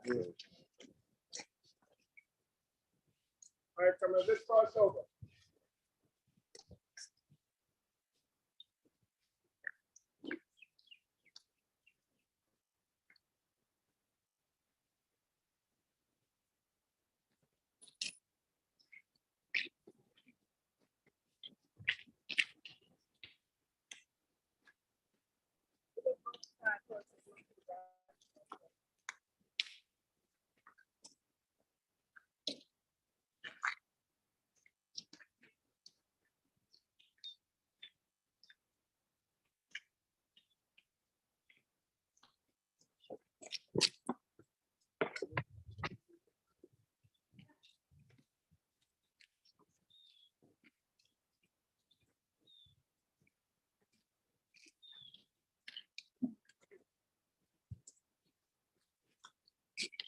So this is going to be the African Independent Housing Complex, where African men and women coming out of the colonial prison system are going to be housed in these 4 apartments. So you could come on in and see what we've done.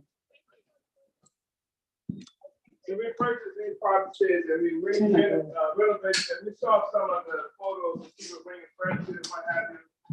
This is a fourplex, and really housing African men and women coming out of the colonial prison system will be working in the program that we've established, the workforce, African International Workforce Program. Please come on in.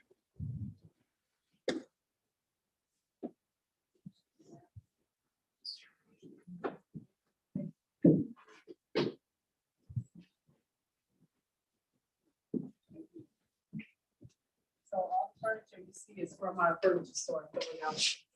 So it's beautiful. Just come on to the rest of one apartment. Come on through.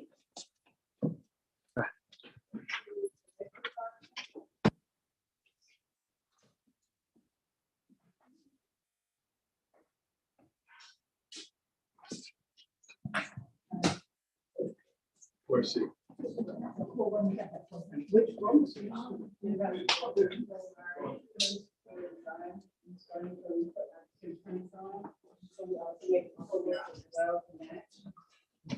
All this furniture is from Uhuru Furniture and Collectibles in Philly, except for the sofas, which I found on Facebook Marketplace at a great deal. So yeah, so this is the second apartment. The 2 apartments downstairs will be for men, and the 2 upstairs will be for women. We figured that the men would be the first defense. In case anything happened, they could be the protectors, and the women would be upstairs. So we can just go upstairs real quickly. Isn't this gorgeous furniture? This is used, good Yeah. quality. Yes.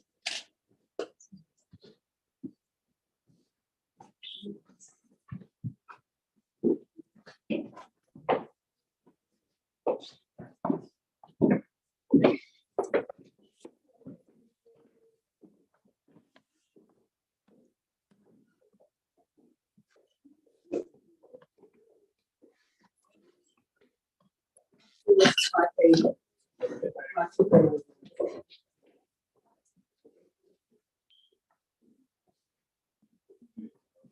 We call this the green room.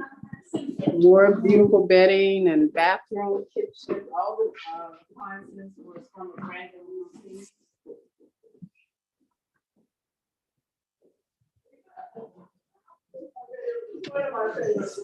Sorry. Yeah.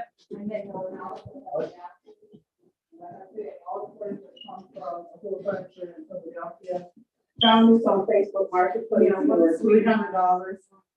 And our beautiful indoor furniture that we designed, Airport furniture. All those pieces are magnificent with matching pillows.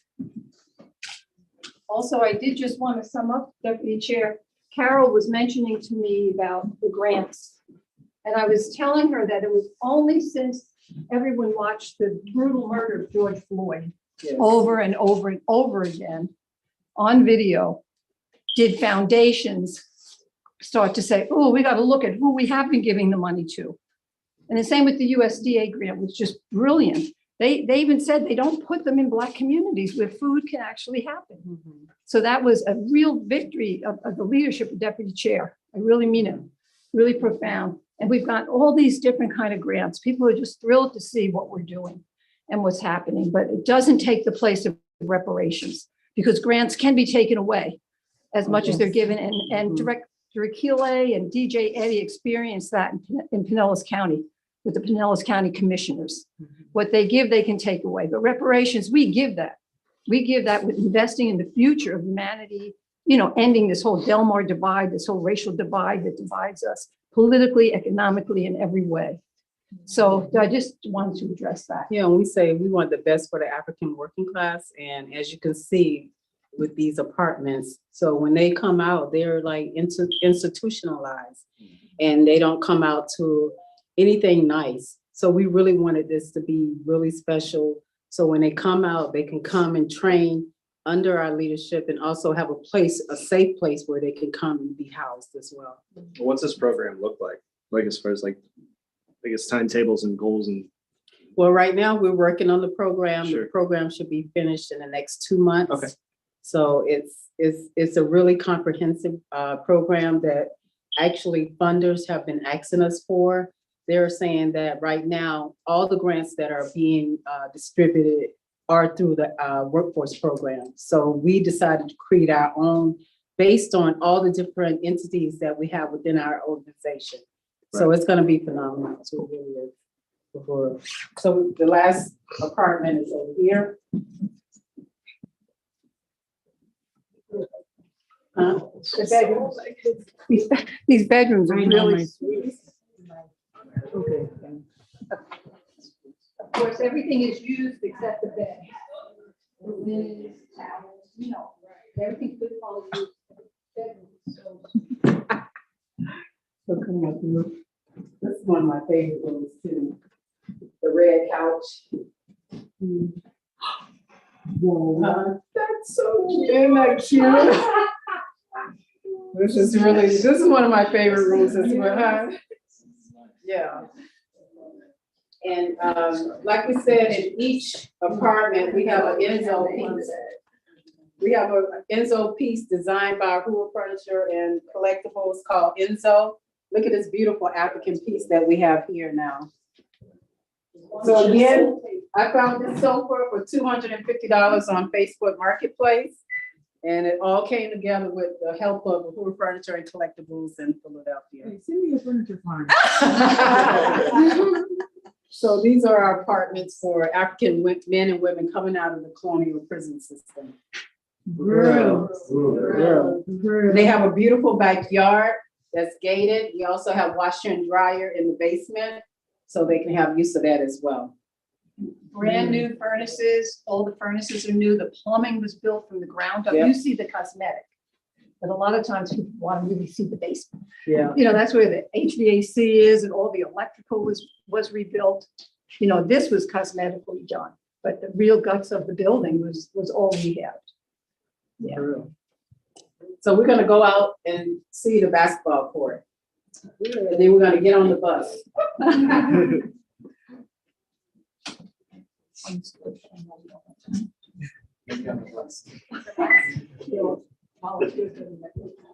I know. Oh, yeah.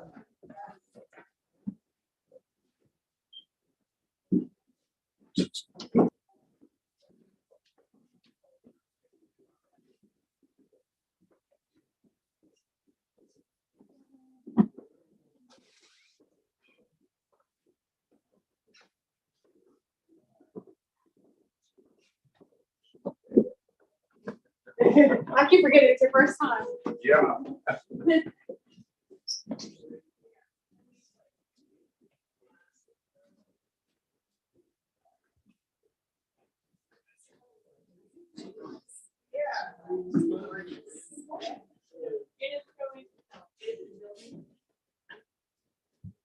Oh, you know what? I had it.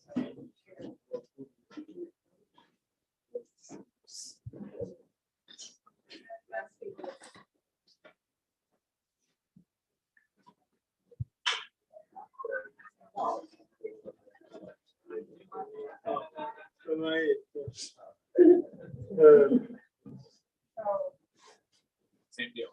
Okay. Yep.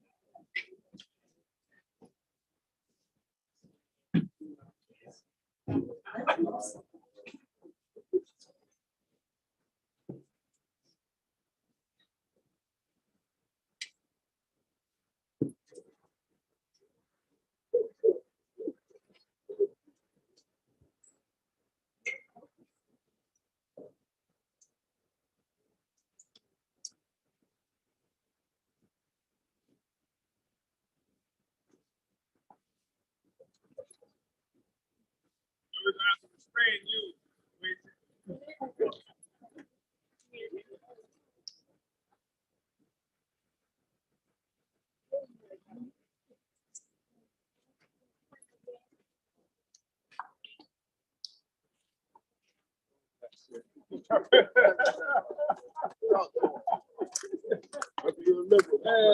living off dreams. I'll be picking the kids at work. The 7-year-old.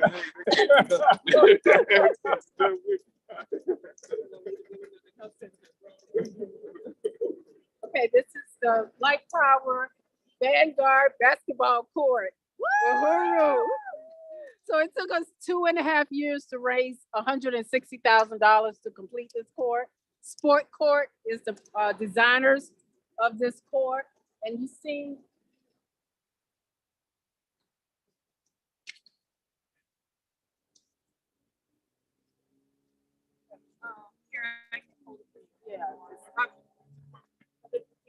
okay. No, I can. Okay, so it took us 2 years to raise the resources to build this court, which is $160,000 that we raised over the 2.5-year period. And look, it's just magnificent. Sport Court is the designer of this court. We have our logo, Black Power Vanguards, right in the center. Of course, we wanted red, black, and green. And we just wanted to be able to have the kids in the community come off the street to be able to come into a basketball court of their own and play basketball court in a safe manner. So here it is. Yeah. Woo! I want to say safety is just one of the issues. The thing is that the Africans are playing basketball in the streets with makeshift hoops from bicycle rims and things like that. It has another impact on the consciousness of the people. And so to have their own basketball court, that's really powerful. It's red, black, and green, the colors of the African nation. And so that's part of what it's all about too. And the other thing, I just wanted to say that what we're doing now is just part of the transparency that the African People's Socialist Party and the Uhuru movement represent. We are absolutely transparent. There's no need to come with grenades and knocking down doors and things like that. We are absolutely transparent. And that's really important because they would paint a picture of us being some furtive group that's underground, out of sight, working for the Russians. We talked about it took $160,000 or more to build this. They don't even claim the Russians gave us anything that looks like $160,000. That's such a ridiculous claim that they're making. That's why it's so important for you to be here. And because it's important for the people to know exactly who we are, what it is that we do, and you have to share that message as well. It becomes necessary, and I'm glad to see that you volunteered to do this. If they could, they would isolate us, and they would do more than just throw flashbang grenades and knock down doors. They would do horrible things, and they'd be able to do it saying, trying to define who we are. But your participation here, as exemplified by what happened on July 29th and the fact they had to go to Guaboy and they had to go to white people's houses, etc. Your participation then makes it necessary for them to come through the white community, white people, in order to get to us. And that's a really important role that you play, just by standing in solidarity with the right of Black people to have a damn basketball court and some kind of dignity in our own, in this community, in a land that whose economy was based on stolen Black labor on stolen indigenous land. So this is what it is that we're talking about. I really just want to express appreciation to you. And like I said, we're completely transparent. You can go to our newspapers, you can find exactly what we stand for, books we've written, exactly what we stand for. And the reason that this woman is the artist, you know, we have that, you see that mural there? She's called Jamie the Artist. But here's the artist right here. This is the artist, and I mean that because what I did was I provided a political report, the theory, an analysis of what the hell was happening to us and where we had to go, and this artist took it, and then what you see a transformation that's happening here in North St. Louis. And I just wanted to let everybody know that we're transparent. You know we're transparent because you're here seeing what it is that we do, and you can testify to that. Might have to. So we're gonna get on the bus now. And free Hallie.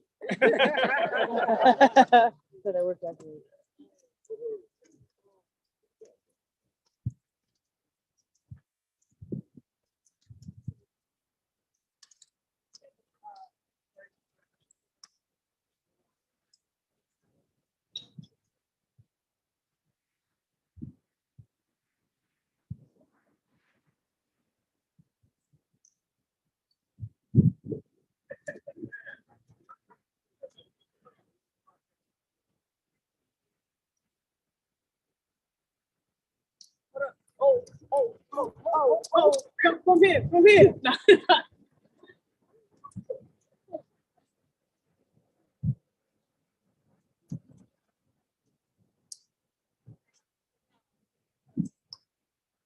I got no hops.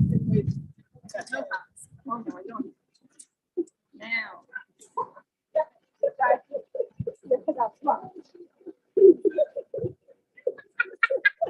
I got ankles. It's like a roll. Yeah. Oh, man. Love this story.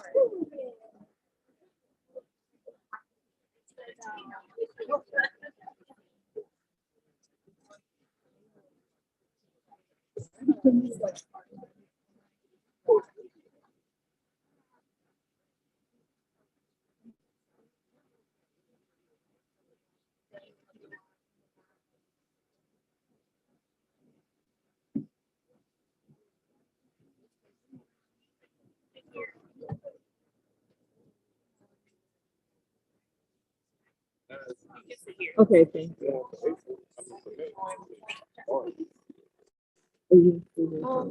Maybe I'll sit with Angelica.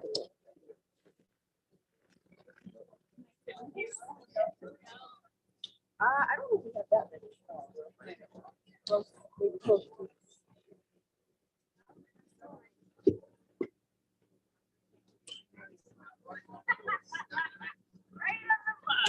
Worse.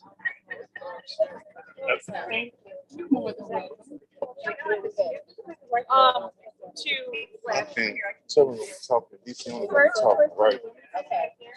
And you'll still want to use this. Well, Okay, that's why. you want me to? Yeah, like this. Well, he was specific. Okay. They see, well, if the camera's gonna be on them, I don't want to sit. I can watch it. Well, you can stand on it. Yeah, I'm gonna sit right here. Yeah, we'll do. Y'all gonna have the camera on y'all. So I don't need to be. I could kind of hold that up.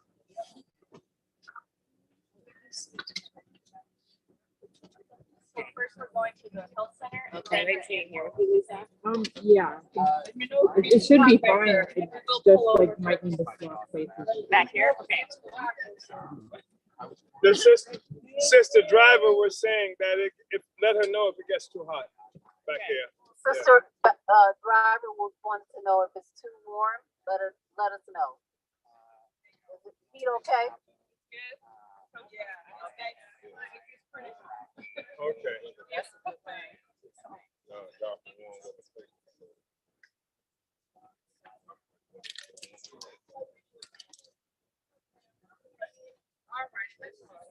All right.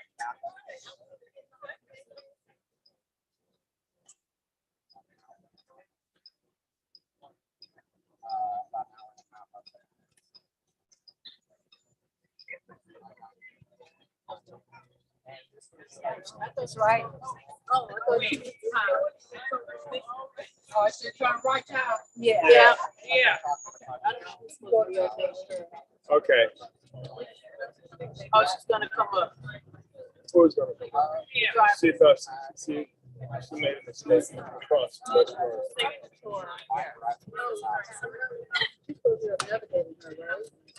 Yeah, well, I But I don't know. I give her. She's driving, so Yeah. she needs to navigate. No, you crossed West Forest. We were on West Forest. Yeah, we Yeah. crossed Yeah, West you can Forest. make it right here though. Yeah, make it right. Make it right here. I'm staying safe, really. Okay. Just to piece Hey, of get to paper. the stop sign and make another right. Could I sit behind you? Yeah, that was worth it. Yeah, so We could make a you right. can make here. it right here. You got that. Right there. Right here. I know some of St. Louis. It's better. Angelica. You might be helpful. Okay, that's Maybe you be helpful. All right, I got you. We're back on track. All right, you know, back on Yeah. track. Yeah. Okay. Like that.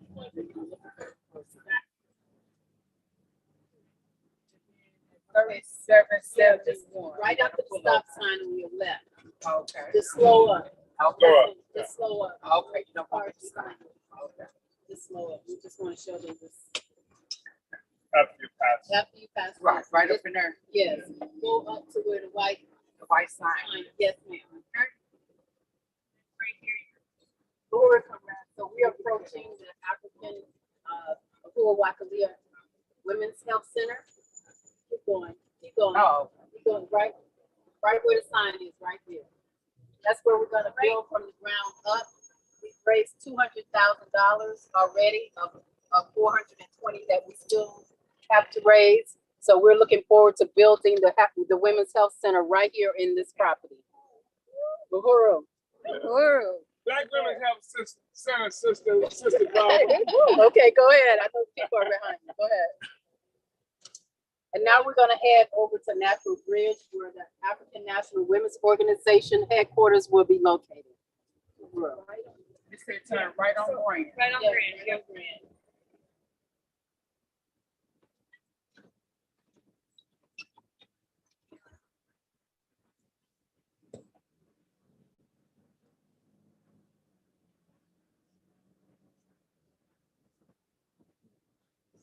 To the light.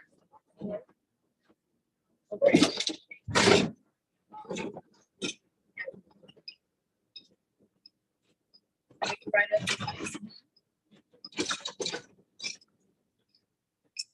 Go down to Natural Bridge and make a right. Which Florence was one to be out. Oh, okay. Because I had been sitting there looking at it, I'm like, okay, da da da da da da da. But I didn't know. I had looked at. I'm sorry, y'all. You shouldn't be looking at that paper. Yeah, driving. There we go. We're fine. I know. Yes, they are. But if I catch them, we ain't got to bounce like that. So not at this light, but the next light is the right.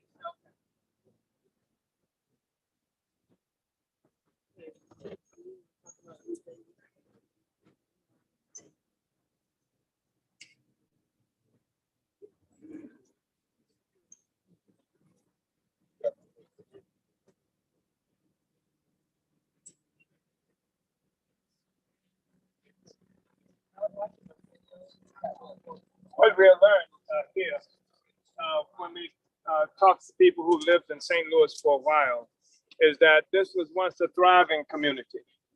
That in 1971, 72, something like that,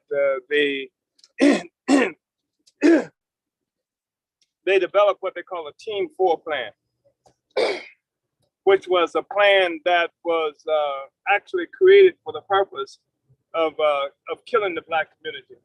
I think, was it the Rand Corporation that developed that for them? So the objective was to determine which community would be sacrificed for the elevation of what they thought was equality communities, and that was the African community. So it's not just they called it benign neglect. You've heard that, well, most of you are too young to remember this benign neglect concept that became kind of controversial. What was the guy who became the senator who authored that term and said that the Black community was having problems because because we are matriarchy, and two, because we believe that in the collective as opposed to individual, which prohibits development, etc. And so he was, what was his name? Come on and say it. Moynihan, who became a senator, but he coined this phrase of that they should treat the African community with benign neglect. That's what they came up with in 1972 as a matter of policy here. When people discovered this Team 4 plan, Africans, and it created some controversy. So they formally said, well, we're not going to do that. And then informally just did it. You understand? So that has been the practice. 1972 is the same time they came up with the LRA that we just talked about, ostensibly to cure blight, but creating what you see now. That's part of what has happened. And of course, the movement of the state in the form of the police is something that helps to reinforce that. So anyway, you should know that every time you pass these homes, people do the best they can. You can see that in a devastated community, you see somebody's got one home and they've done everything they can to try to, to make it nice and what have you, but it's damn near impossible. You can't even get the garbage picked up. Literally, alleys are littered with garbage in the African community here. But they can work with the FBI to attack our homes, but they can't even do something like pick up the garbage. And this is true of most of the older persons, black older persons. Jesse Todd, he struggles to try and make it happen, but he gets out in the alleys himself, you know, like with people cleaning up the alleys because the city won't do it. That's the circumstances we're confronted with now. That's what we're trying to change, and that's why we're under assault by the government.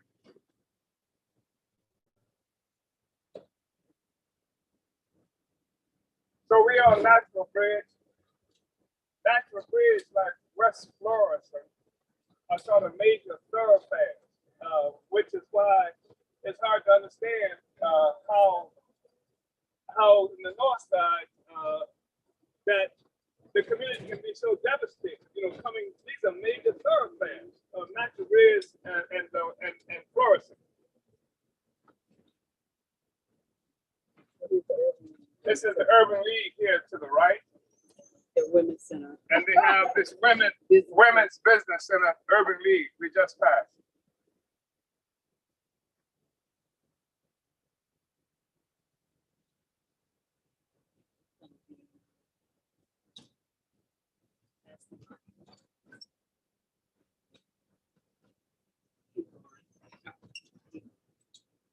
Right before the yellow building. The yellow building. Right before that.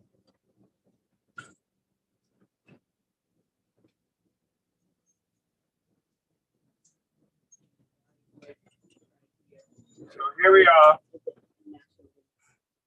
the African National Women's Organization. We got this property for annual, the African National Women's Organization. I tell you what, St. Louis is becoming the center of the Black Power movement in this country. And just by virtue of the kinds of things that we are doing to develop the capacity of the people. So the African National Women's Organization headquarters is going to be right here. Yeah, Uhuru. Yeah.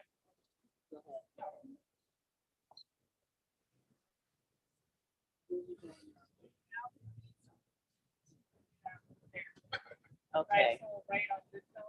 Okay. Goodfellow. You know where Goodfellow is? Yeah.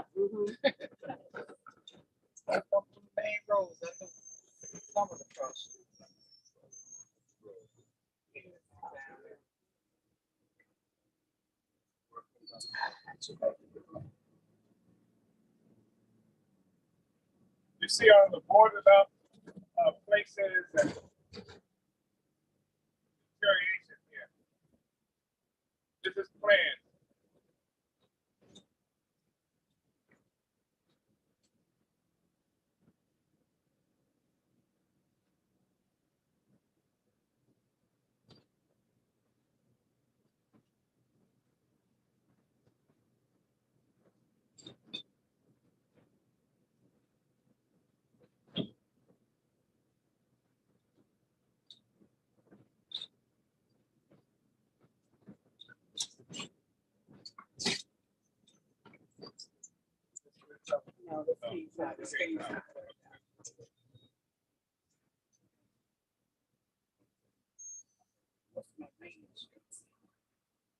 This what?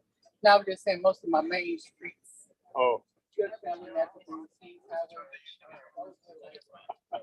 one of these bounds. Yes, you're right. And that much I knew. I knew that. And Grand, right? Is the Grand one of them? Yep, Grand is one of them. Yep, sure is. Grand, Fifth Fellow, Kings Highway. West Florissant. West Florissant.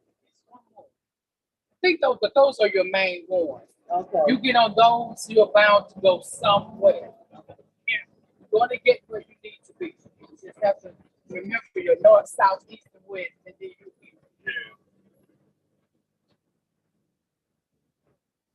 I haven't driven out here in years. Where are you from?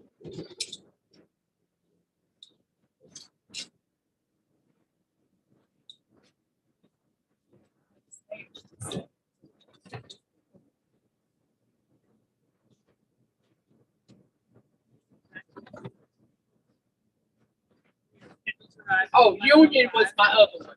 Oh, Union, yeah. Union Boulevard. That's my other one.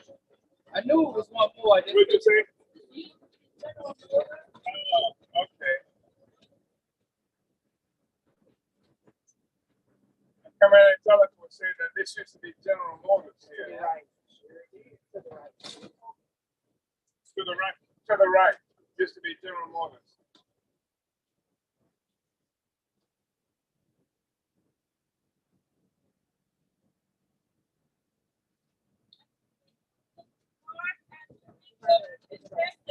Go ahead, take it.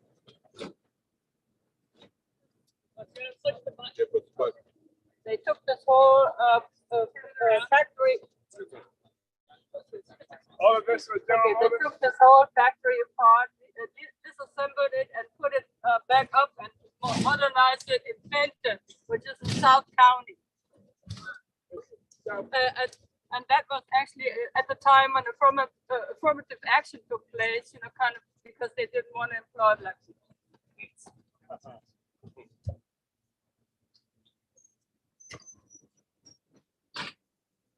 So you're gonna go around. We're making this right here. Yeah, we're making it right here and just keep it right.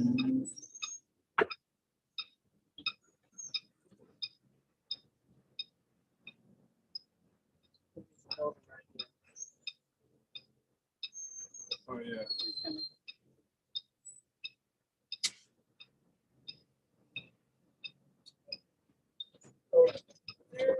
Yeah, this way, yes. Right. And here's the building for Uhuru Bakery and Cafe here. In the parking lot.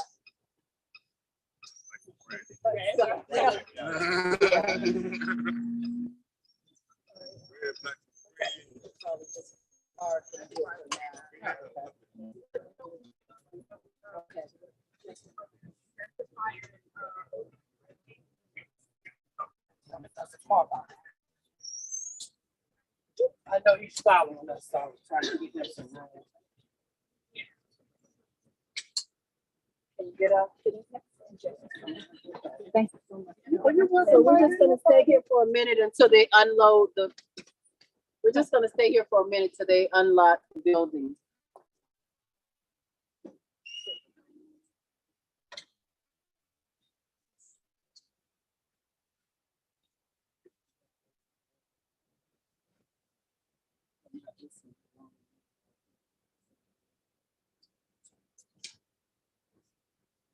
They watch us do this, they keep it. They watch us do this, they keep it.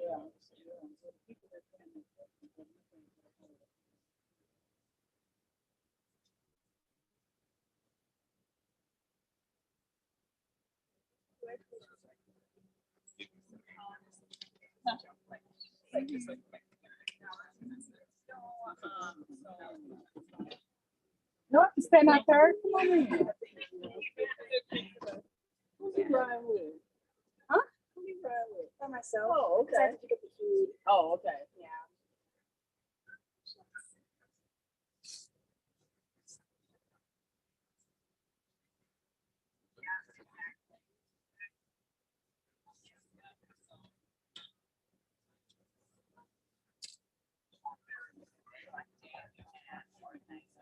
Yes, ma'am, that's right.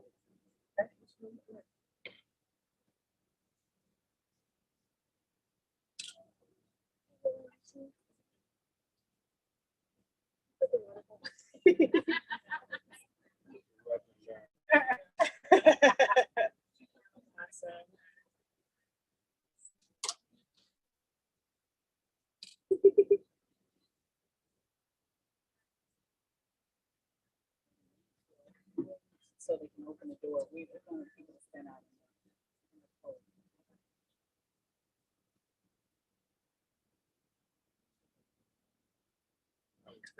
Yeah, we can start unloading now. Okay.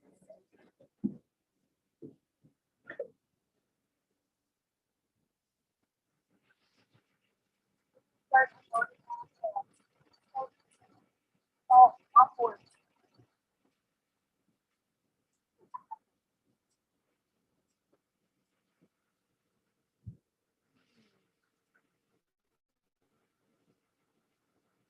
Head down to the doors now once you get off the bus.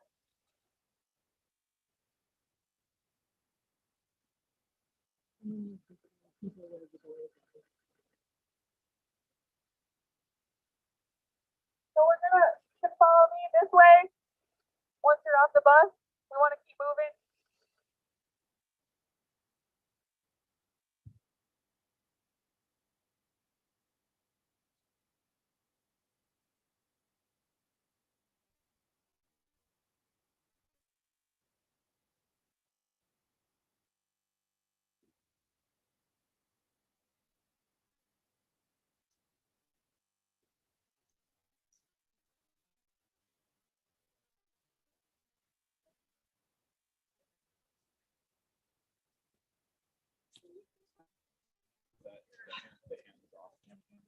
Woo.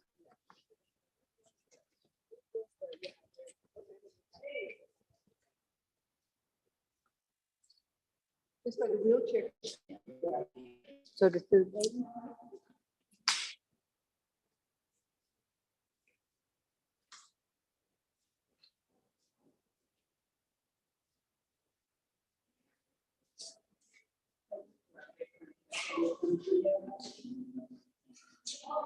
So we demoed the whole thing. It's a mess. Looks really good now. You still live?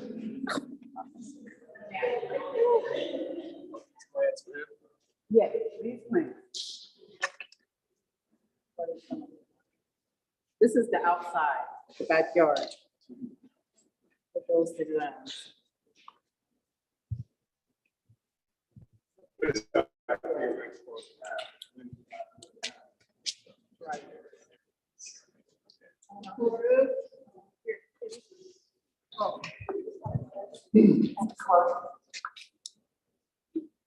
Uhuru.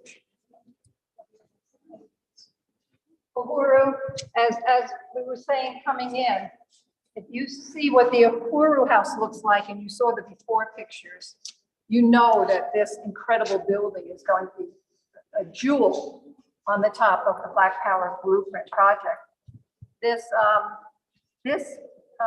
The party wanting to build a Uhuru Jigo Bakery Cafe stands, as the chairman said, on the shoulders of a Uhuru Bakery Cafe in Oakland in the late 1980s, which was a state-of-the-art cafe and bakery, and very, very popular in the community. And what the Oakland Tribune food critic said in the article, said, I went into a Uhuru Bakery Cafe, I thought I woke up in heaven. The smells of the cornbread, the other breads, the food, the display cases that actually were built by Paul Kessler, who did phone banking for the USM Convention. He's one of our USM members in Spokane, Washington. And he built them walnut, brass, absolutely beautiful. The menu was to die for. People did. The food was absolutely incredible. And people for 20 years, and it was fires that closed down the bakery. I was thinking about that last night. Fires. 3 fires in 72 hours. So the insurance company could collect insurance 2 times. because there was the 72 hours. And, you know, but this is really going to be a state-of-the-art cafe. And one thing is Uhuru Foods and Pies. It's going to be the home of Uhuru Foods and Pies, which is a Black Star Industries entity that for over almost 40 years has been doing food concessions, the Uhuru Pie campaign, and now Uhuru Pies all the time, all year round. And I really want to salute, where's Kara and Wendy? Where's Wendy?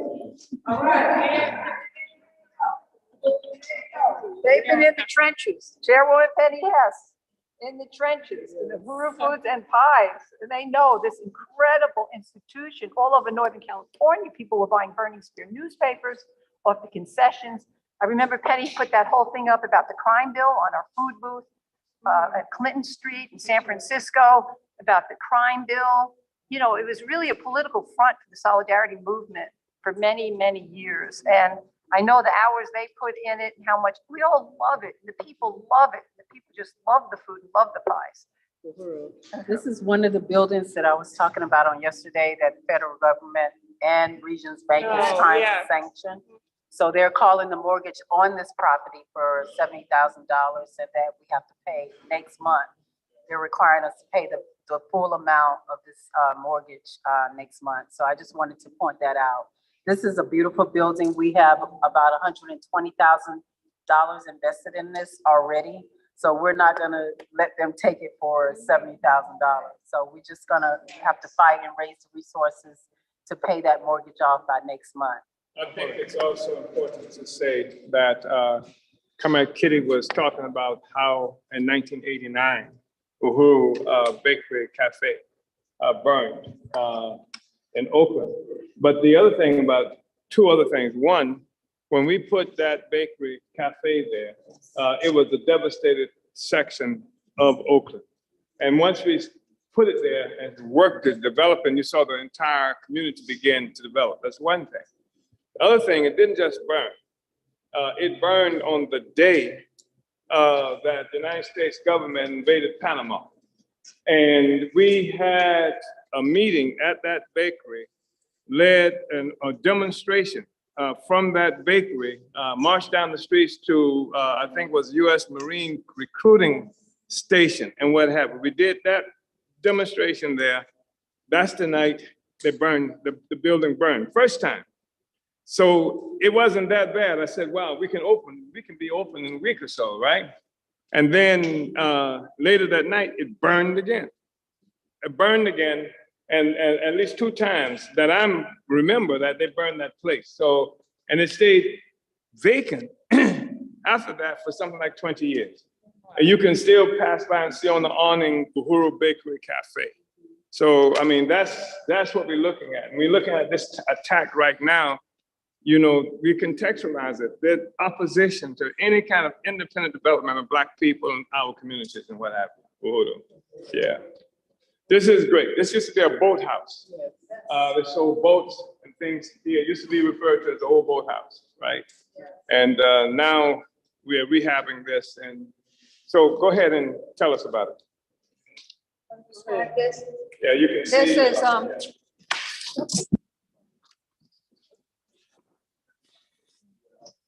this is the drawing in a way that shows the front door, you know, entrance will be configured here so that when people enter, all of this will be seating and a stage for like afternoon jazz or whatever during lunch.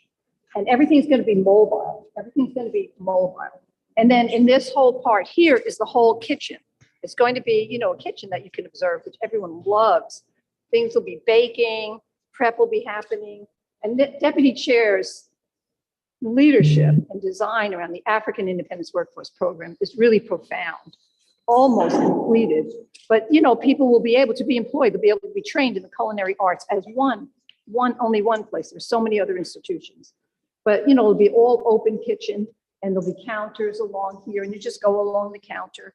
And this, you know, one rollout door would be, you know, exit to the outside, especially in the lovely weather, you'd have the door open. There'll be seating outside, there'll be lemon trees, herb garden.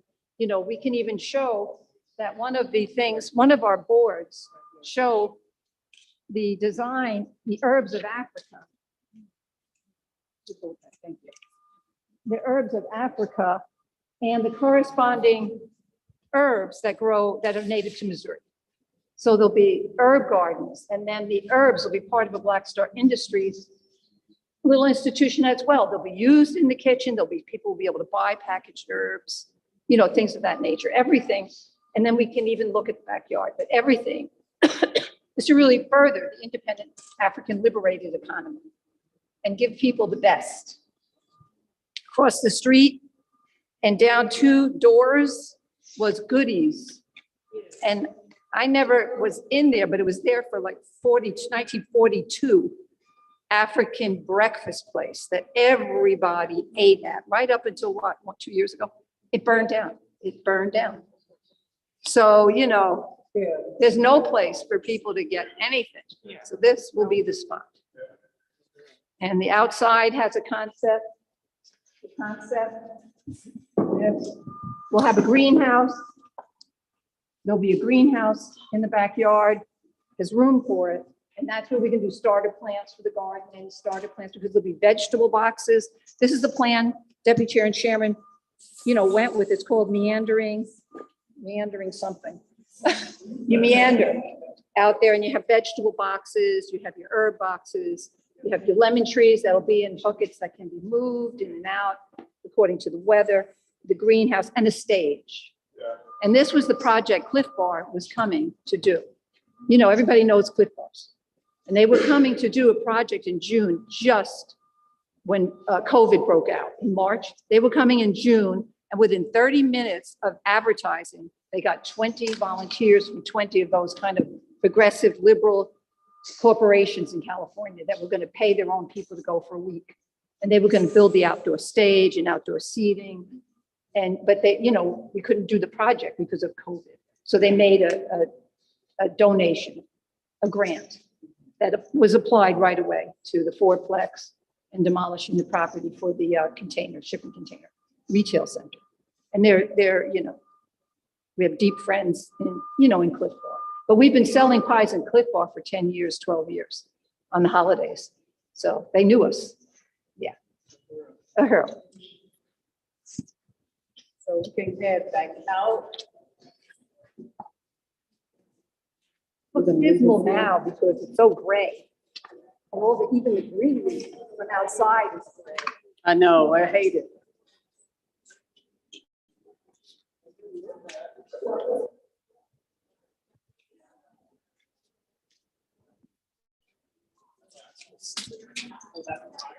Is this still gonna be the new bridge? Yeah, Load production, yeah, production? production and loading for supply.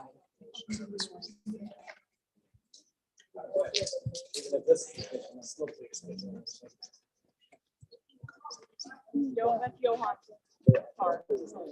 They drove them? Yeah. No, No, it's for. Oh, okay. Hurry on. Yeah, for the garden and all that design is gonna go back in the back and in here. It's gonna be beautiful. Yeah. So which is the property you were saying? This one right here. This is gonna be the outdoor patio here and a garden, like a herb garden.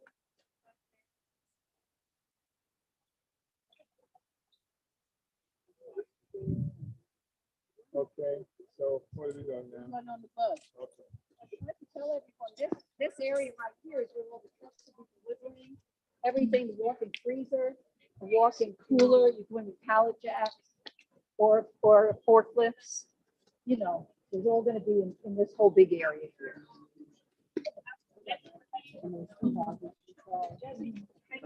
Not this one, but the two next to We're here. in the Solidarity Center But we now. wanted to put Yeah. Solidarity.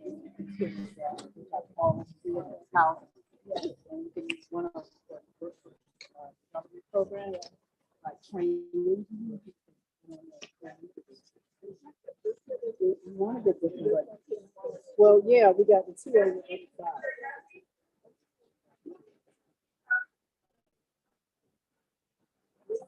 But we wanted to-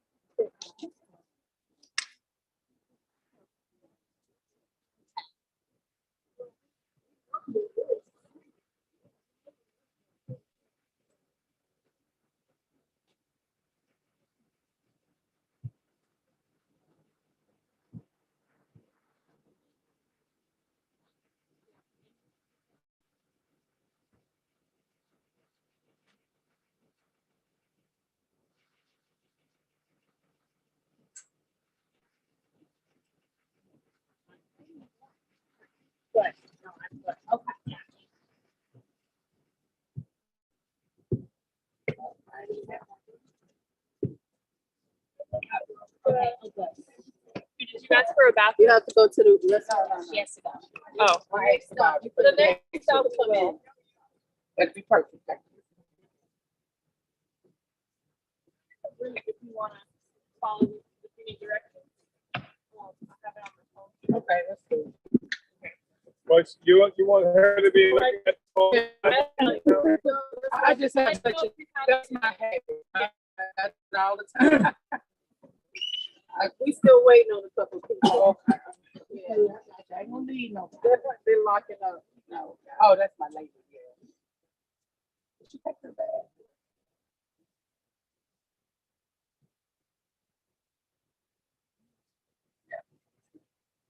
Next weekend, I gotta drive to Chicago. Chicago. The bus? Yeah. Taking, I take the girls track team to Burlington, Illinois. Oh, okay. How far is that? About 5 and a half. Yeah. Too many hours. So you do the whole trip yourself? You don't only drive it? No, we have a lot of drivers. No, I but mean for that just trip. Yeah. Yeah. And how many stops do you make between? We'll probably make about 2 or 3. Okay. Yeah. Get out, stretching legs. And probably stop and get something. Yeah. Then once I get up there, we have to stay overnight. Yeah, you can't drive straight. Right, down, I yeah. have it. Yeah. I have it. Is this it? No, somebody walked around, was there a car over there? I saw a young lady walk over there. Yeah, she probably taking pictures of the front. Okay. Anyone else? No, it is. Okay. Well, Casey took her Oh, car. she's in her own car. Where's Justin? It's Jesse's on the bus. Okay, we're ready. Yeah. But when this is Yeah, you told me. so you want to take a right here, and then we're gonna head back down Maxwell Bridge on the same way. Okay. You go around the rotary there.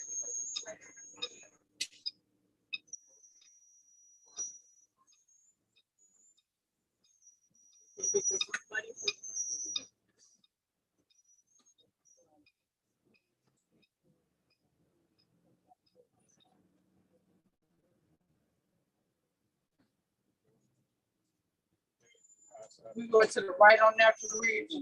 A left. So it's Yes. yeah. It's the third left turn or the third turn. We need to be over here. Yeah, like past the gas. That's not Natural Ridge. Good fellow. That's not the bridge. Natural Ridge right here. Go ahead. Yeah, go ahead and listen. I have the direct. I have the It's taking you around and roundabout, right? Yes. So this is We're Natural going back Ridge. east.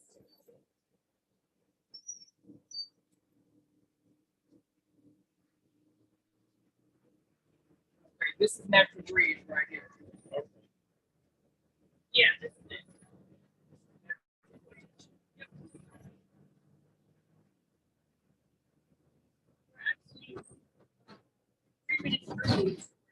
Oh, good.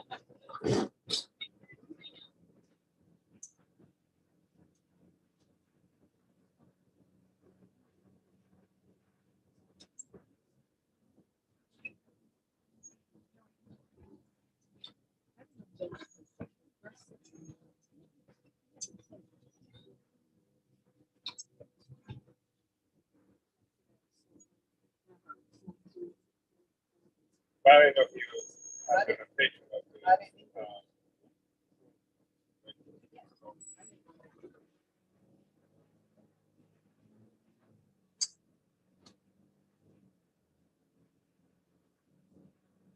So we're gonna take this a while. To get back to you. And we'll turn right. Bus driver.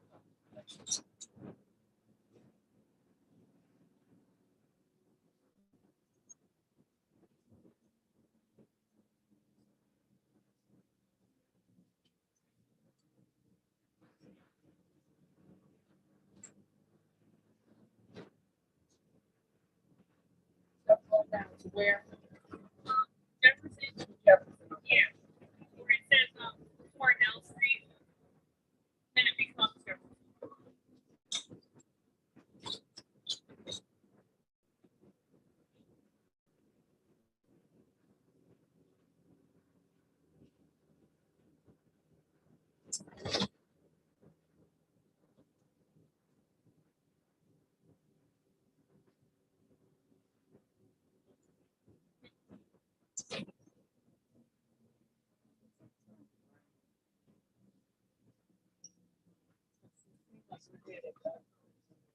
We're going east, so we're going the opposite way we were on before. Yeah, we're going back east to make that right. Am I correct? Yes, Because we're we're going going to over turn to the south. south side Yeah. of, what, where was Down to it? Gravel. It's on the south Yeah. side. I knew And that then- too. Yeah, and then from Jefferson on Gravelway, we'll turn up, take a right, and then it's like right there. Okay. So I'm on here for about 35 miles. Yeah.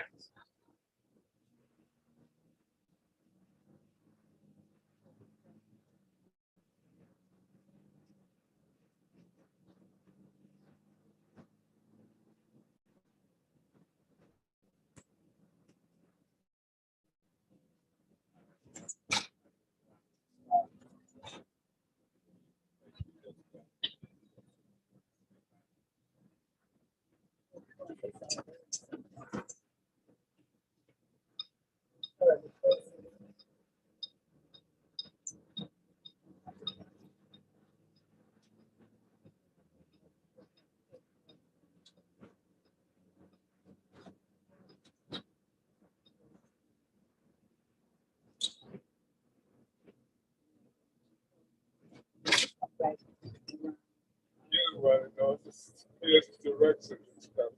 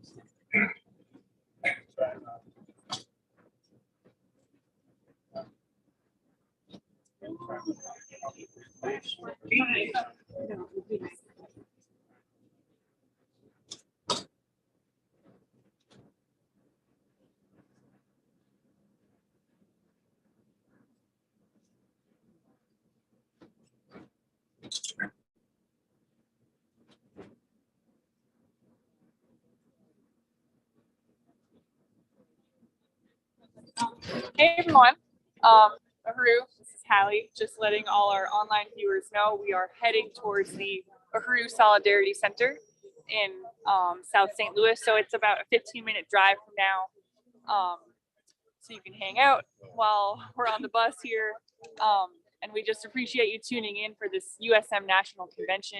And if you like what you've seen so far, you know, if you want us, the Uhuru Bakery and Cafe Kitchen we were just in, if you want to see that renovated, you can donate to, you know, right now at uhurusolidarity.org to pay reparations and help us meet our goal for this whole weekend is $20,000.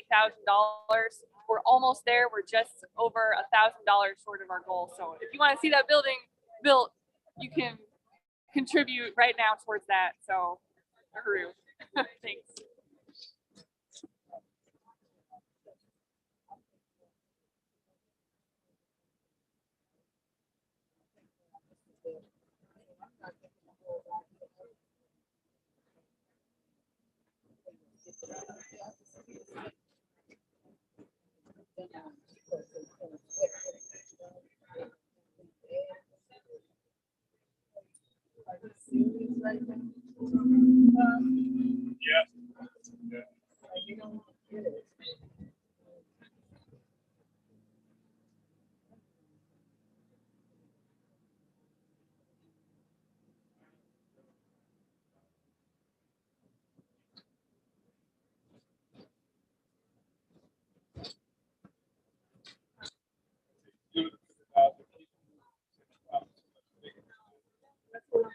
That's what I'm saying.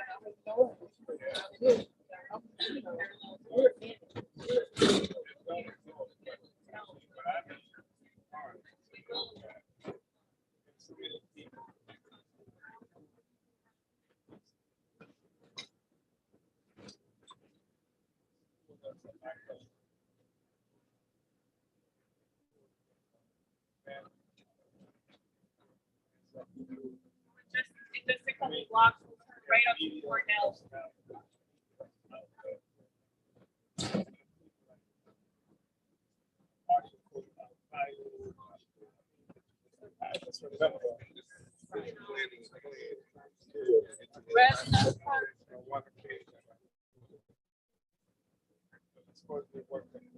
After this light, there's that rotary up there.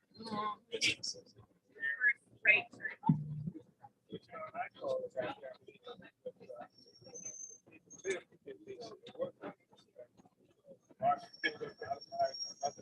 So we have the light up there, right? We'll run turn right here. Oh, corner here. Yeah. Now we're on this one the rest of the way. This turns into Jefferson. Fine. And then when it intersects with Broadway, we want to turn right onto Broadway. I got you.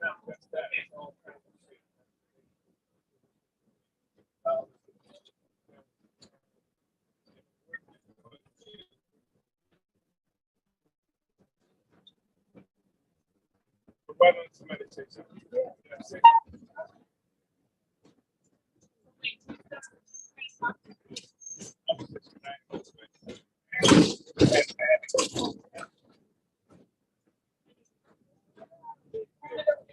it around. And then push the button. Okay. Go ahead, comrades. Go ahead. Go ahead, Penny. So we're passing the NGA, the National Geospatial Intelligence Agency, that adopts huge thing that displaced an entire African community and is there with the top secret intelligence spy program inside of the African community of North St. Louis. And all around here, which is called the Old North, is completely being genocide. Yeah. Oh yeah, Old North is over there. Okay, on the other side. Uhuru. And now we come to the home of Chief Philip. Oh yes, and this is Paul McKee, who is the white developer who has bought thousands of properties in St. Louis, the north, especially in North Side, who was given $44 million of tax abatement by the city to do that. And that is money that is supposed to fund African schools or schools in the cities, the closing cities in the North Side. So they gave him this property here, which is back there, sorry, back there, that he renamed, or he named it the Homer G. Phillips Hospital. It has 3 beds, and the Homer G. Phillips Hospital was a hospital and teaching institution for medical workers that was completely African on the north side of St. Louis. That was the largest, biggest, most important hospital and medical school that was African led and African owned west of the Mississippi River. And that was closed in about, I think about 1980s, sometime in 1990s. And the African community, you know, just was furious about that. And then this white developer named this 3-bed, whatever it is, institution to make money for him, the Homer G. Phillips. And there's a huge struggle against that because that's a slap in the face, another slap in the face to the African community. They're suing him. They're suing him. Is there no hospital for people to get to? How close is the nearest hospital for people Well, that is to a get good question. There's no hospital where that one was, because that was right, very close to the the Uhuru House. No, it was actually in the center of the, the African American community. Yeah. The backbone, the economic Absolutely. backbone. Yeah, it was, anyway, the building is still there. It's something else. This is Delmar Boulevard we're crossing now. Yes. Crossing the Delmar Boulevard on the Delmar Drive. One side is everything that we've just been through. On the north side, on the south side, as we go through, and there's other streets that you can see this a little bit more. There are neighborhoods with gated communities. You can't even get into those streets at all. And, it's just infamously known in this city as the stark division that shows the colonial reality of St. Louis and of this whole colonial mode of production. And not only that, you're not supposed to go. You never go north of Delmar. That's really saying that it's all over the white community. What? You're going there? So how can you do this? So never go north of Delmar is for the white community. Yeah, that's the line of demarcation of the white community versus the colonized African community that we've just seen. And so when we see the Black Power blueprint, it is an incredible, it just in so many ways that it is power in the hands of the African working classes. That's why, like the chairman said, that's why the party is attacked. That's why this movement is attacked.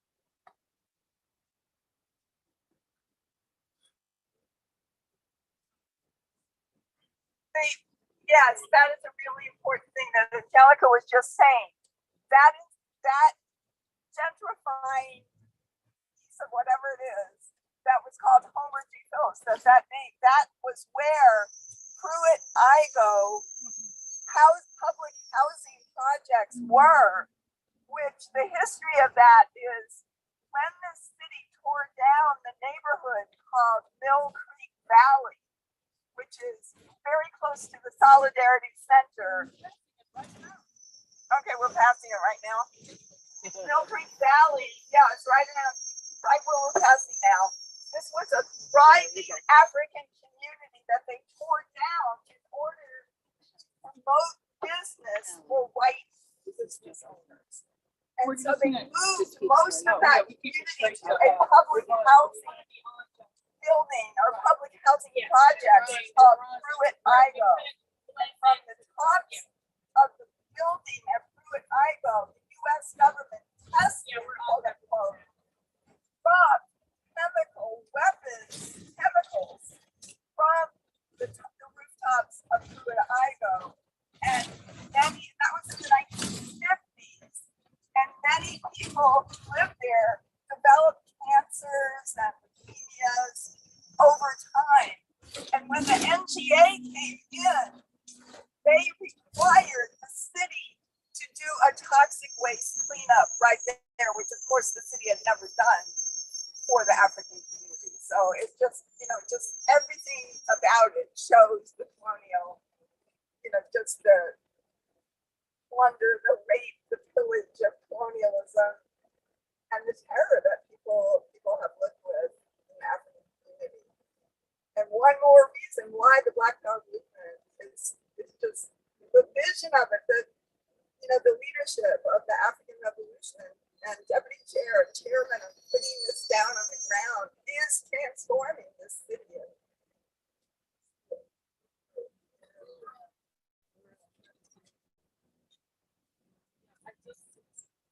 Hold it closer. I just wanted to add Pruitt-Igoe that there was the documents were recently going through. They were they were secret. Secret, right? And what they also found was like baby teeth that had strontium in them because it's not only chemicals but also radioactive substances. Yeah, they had radioactive at the time that they were dispersing this stuff. First, it's convention, and then again in the 60s.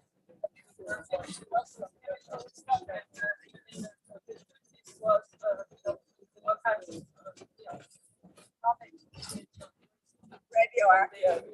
You want it closer? They did find those, maybe closer. They did not find those. Strontium that so what? So Comrade Angelica was saying that on, I guess, in the ground or on, on the land, they collected it from people. They collected baby teeth from African babies or children that lived in Pruitt, Idaho after all of these radioactive chemicals were dropped on rooftops there. And they found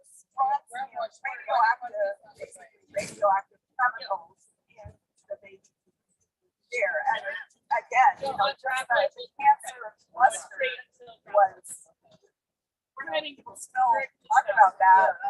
And there's so much more that we can say. Radioactive. What were you saying about the baby teeth? What Angelica was saying is that they did a study of baby teeth and children who grew up there after the dumping of the radioactive toxic chemicals, and they found strontium 90, radioactive strontium 90 in the baby. I have an article that I can send you. I will send you an article about this recently published earlier this year. So yeah. People running around fighting racism. It's like people are running around fighting racism. When that is so clearly colonialism. we're just a few blocks away.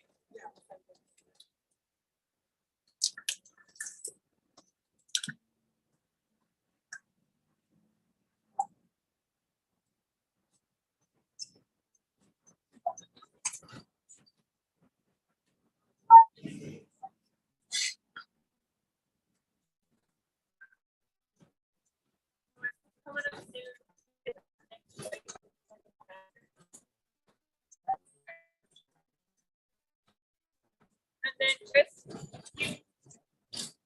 towards it, you'll see on the left side of Bradway will be a building. Yeah, so not just like the big intersection there. And then the Solidarity Center will be on the left with the big red window painted window frame. And we turned up in there. Yeah, we could turn left on the street right after that building and just park like right on that side street. Just keep in the left lane now. Yeah, well, you want to turn here and then once you turn right here. Right. And then you can be in the left lane of these two lanes here.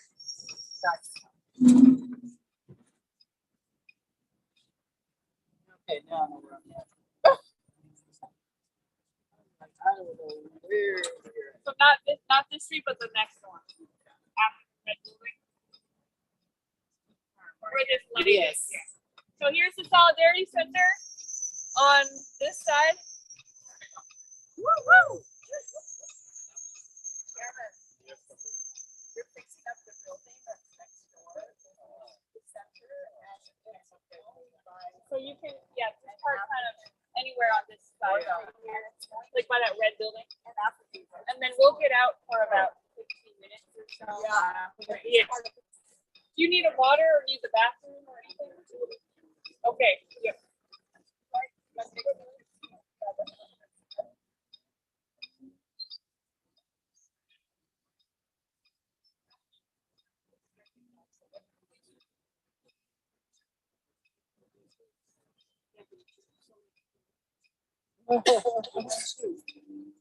Good.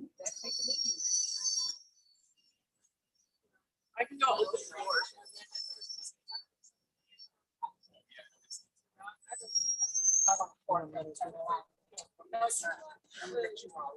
Okay. So I'll go. Okay. So we can all come off.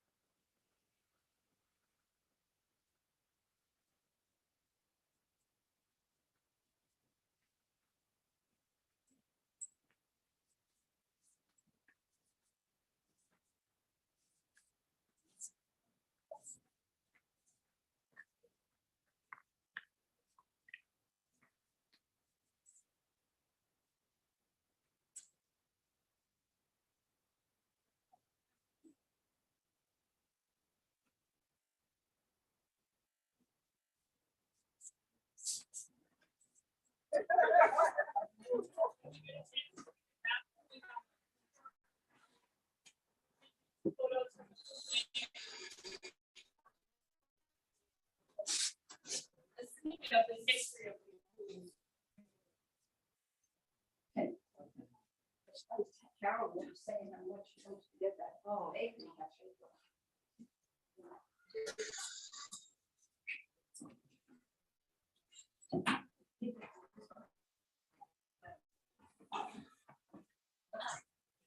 There's a bathroom wine. Two bathroom wines, one's for there and one's for out there. Two bathrooms. Downstairs, and one's over here too. Oh, one's out there. Yep. Oh, okay. Like it was.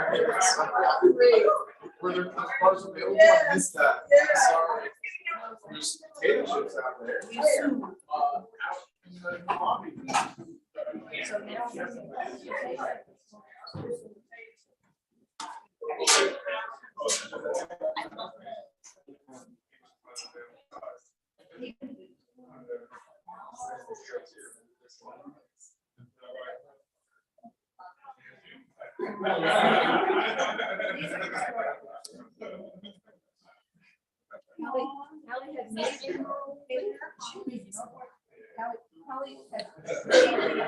show.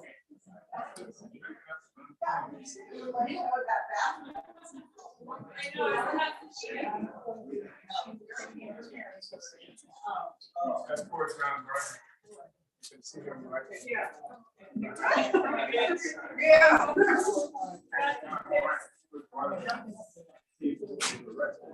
Tons of stuff in the big bag. And that's the, yeah, that's the, you see that too. That's a big, John, I mean, Jill was all for John. He didn't take the building. I took the building. Most of the other people didn't do it either. But after they arrested us, John was just coming along picking up the placards and stuff that we had dropped, and they busted him to it. And time was really bad. John for John being in jail, and it was horrible for him. And person was talking about they were in one of these holding rooms, people going to court, coming back, and I was the only one that they gave time to, but said that John was standing against the wall next to somebody getting gone, and the judge freed him for time served or something like that. He said, John looked and said, if anybody tell you there's no God, kill him.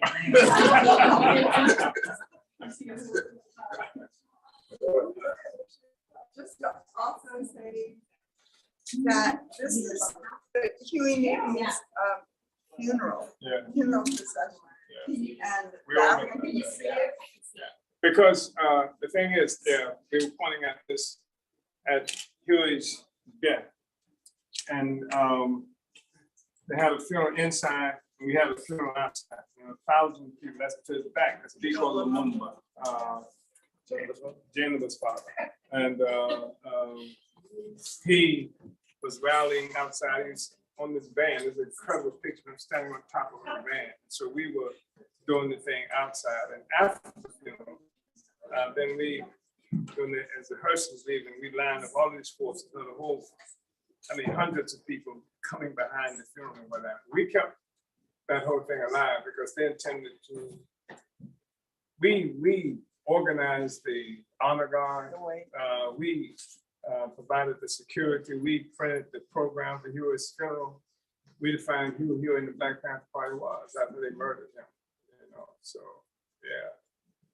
I would also point out for the lawyers, that is about 1989 or 87 or something. Right. We were holding the signs, "No more genocide" in our name, "War against genocide."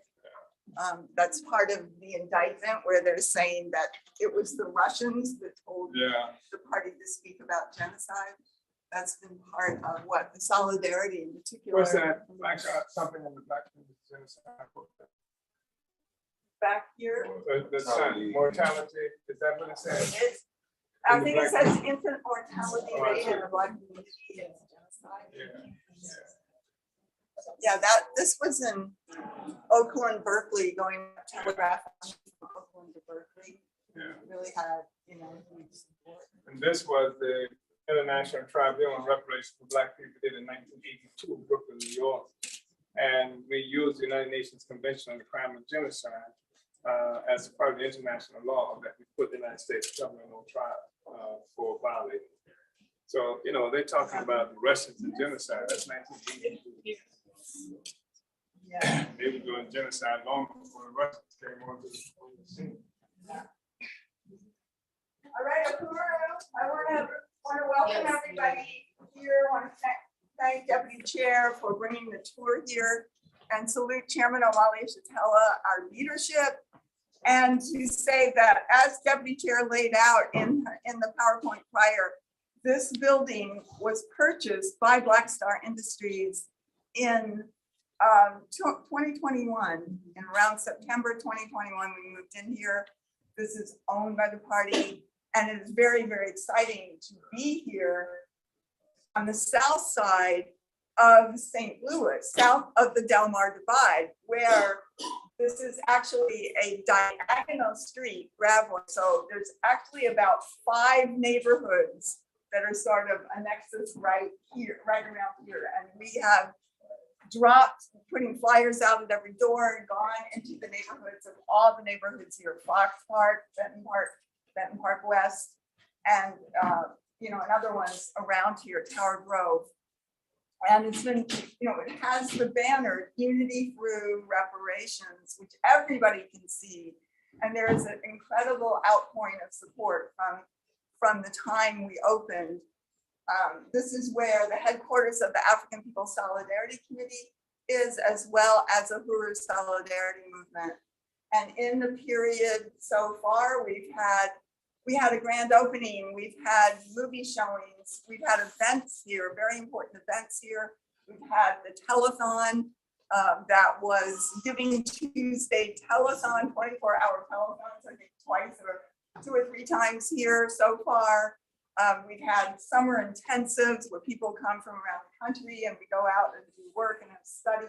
So there's just been a really serious of activity,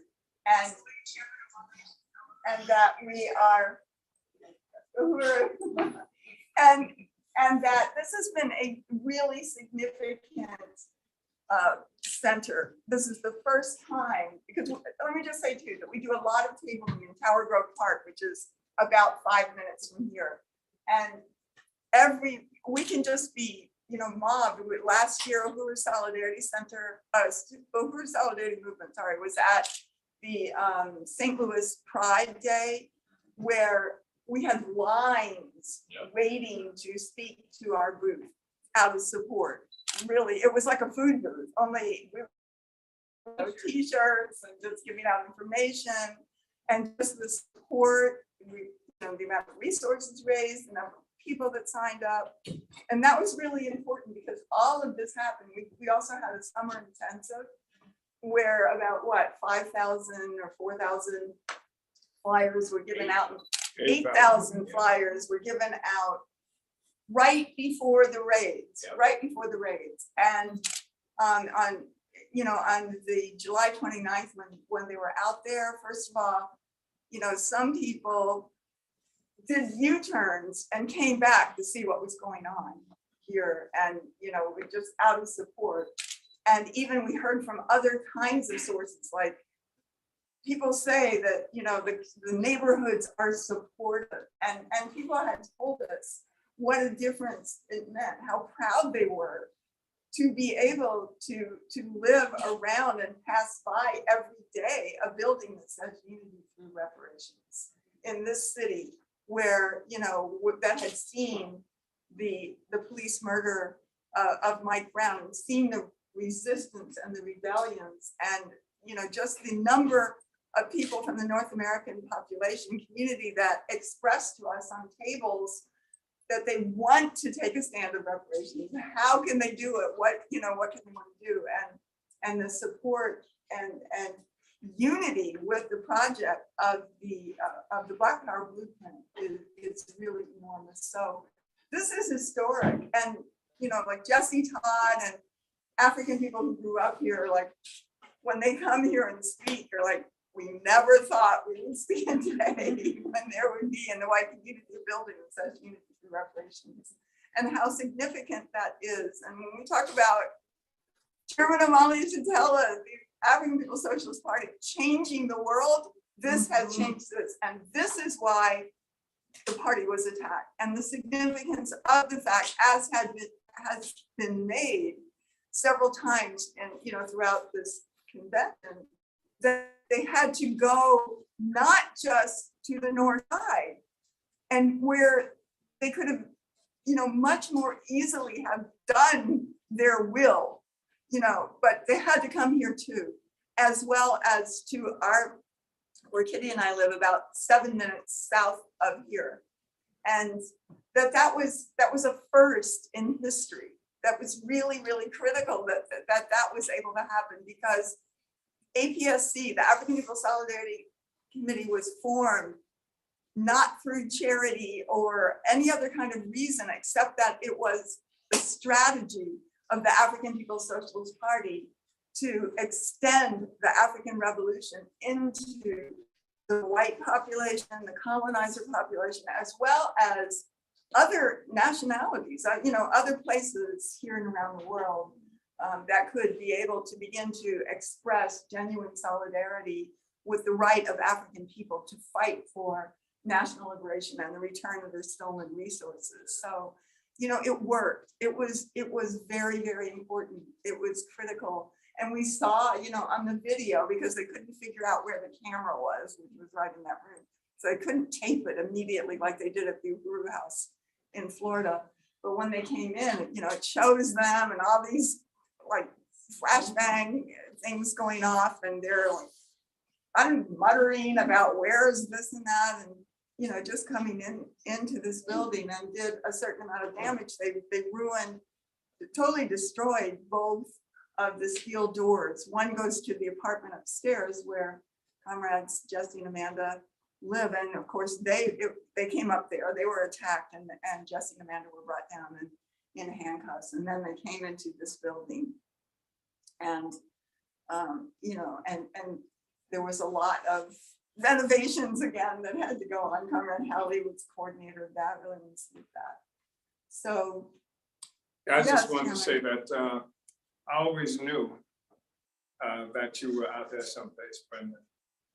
I did, and I knew you. I did, and I saw signs of that early on. I was telling people, we got to get into that white community. There's something there. There's something in there. Go in there.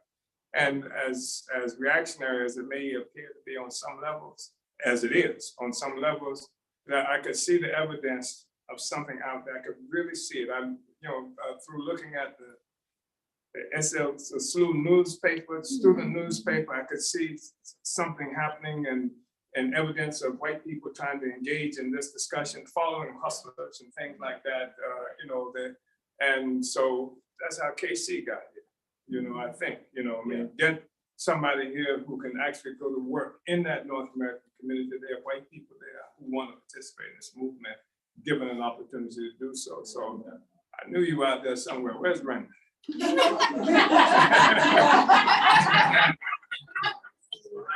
Yeah, so before it became a popular slogan, I was saying, let's go, Brenda.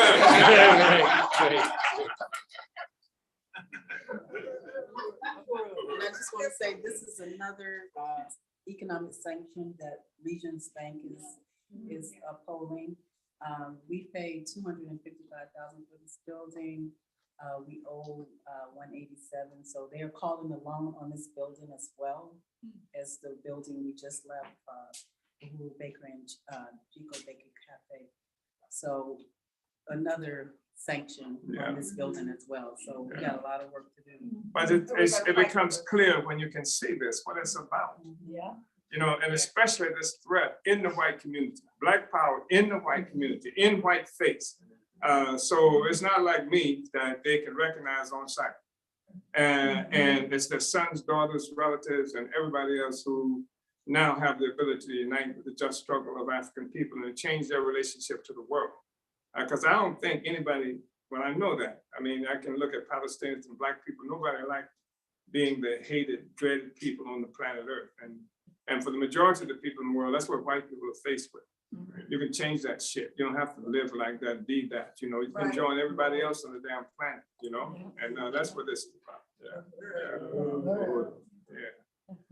All right, well, just, I don't know if I wanted to see if Kelly, if you want to show them the garage, and also we do want to show people the, just the Uhuru planet and the display in the front room. They unplugged the cameras, that's why they didn't take them. Oh, And you can see it. Yeah, that way you can only see when they came in. because the alarm triggered like a break-in, Yeah, so if they hadn't it unplugged it, recorded. we had footage of Everything. Yeah. And they unplugged in the garage. I found it like, weeks after we were still finding evidence. Like we have a bin out here of for shredding, that they pick up once a month. And I found while cleaning up, this little broken cut lock. I'm like, what's that? I put it together, and then there's a plug, and we'll go in here in a minute, for the cameras, like the wireless plug, and that was unplugged, and the camera in the back door was face up. So just all, and there's like holes in the wall. We had to cover them up, and so in the what's that got garage, to do with a search warrant? Right. Exactly. Right. You tearing up the place and they were here for, I believe, 6 hours. They flipped through every t-shirt and were like, oh, this is a pretty t-shirt, and just we're trying to be frank. I mean, Jesse didn't say more about how they treat you, but I'd like to show everyone the garage here and just talk for a minute about Approved Planet Reparations Apparel. So, and again, my name is Callie Murray. I'm the chair of this institution under the leadership of Deputy Chair Ona Zane Shatella. Approved Planet Reparations Apparel. It's a Black Star Industries institution. So it's one of the over 50 economic projects of the Uhuru movement. And coming into this movement over 7 years ago as an artist, I like screen printing, making stuff. I just fit right into that. So this is where all the production, our office is, we're shipping orders, and in the front, you saw the store. So we have over 32 designs. I think, we can't even fit them on here. We need a way bigger space. We need a full, production warehouse. But I'd like to invite everyone to come in here. It's a bit colder, but you're welcome to come on down.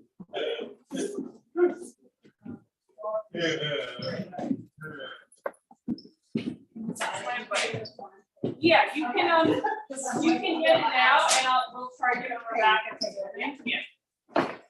so if you want any of the shirts in front, just take it with you, and we'll do the sale at the venue. Almost everything is for sale out there.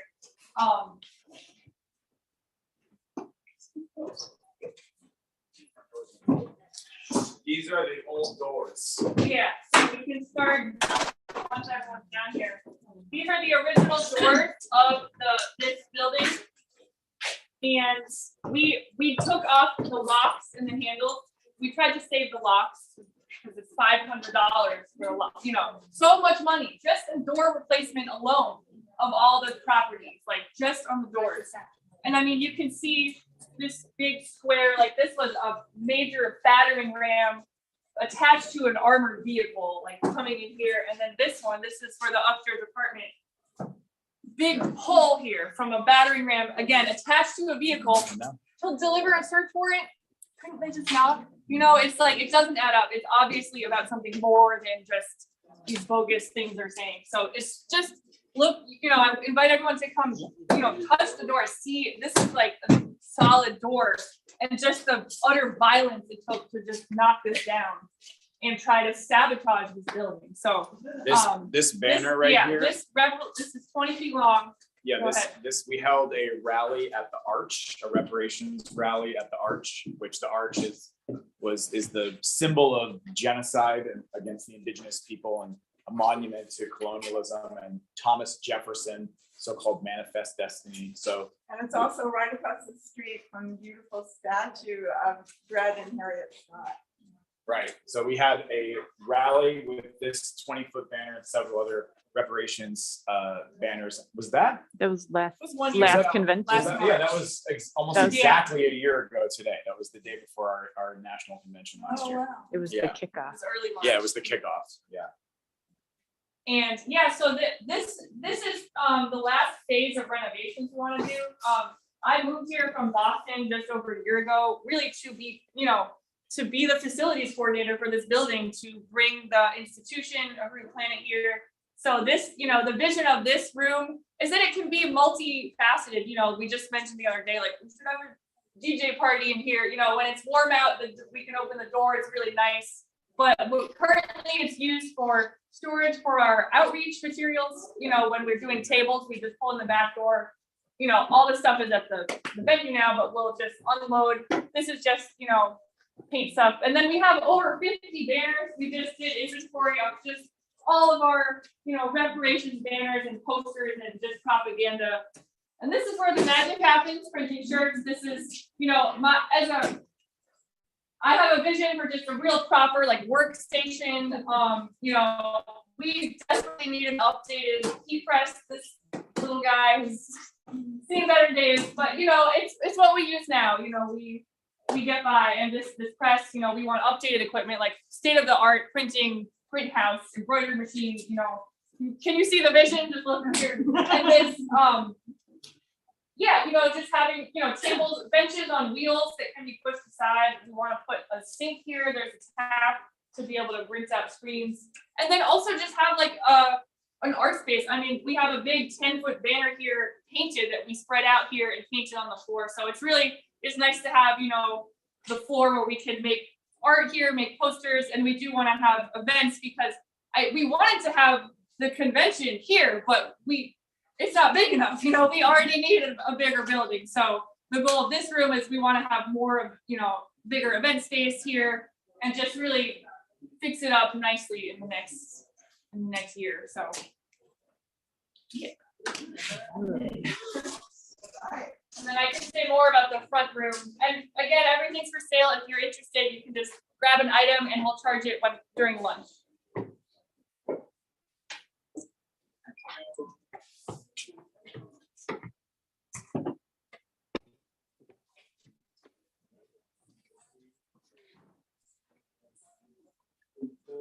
Oh,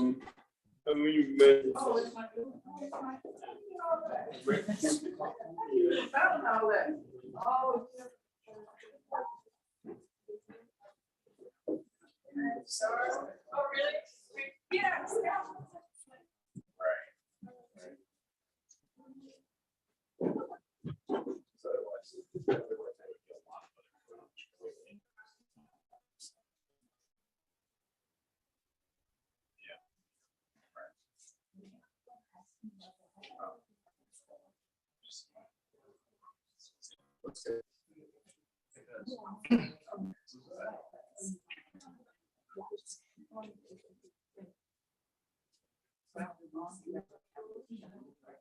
Yeah, the footage that you see, they come in here, they set off a bunch of flash, and they come in here, and what you're seeing. Oh, they're trying to like figure it out.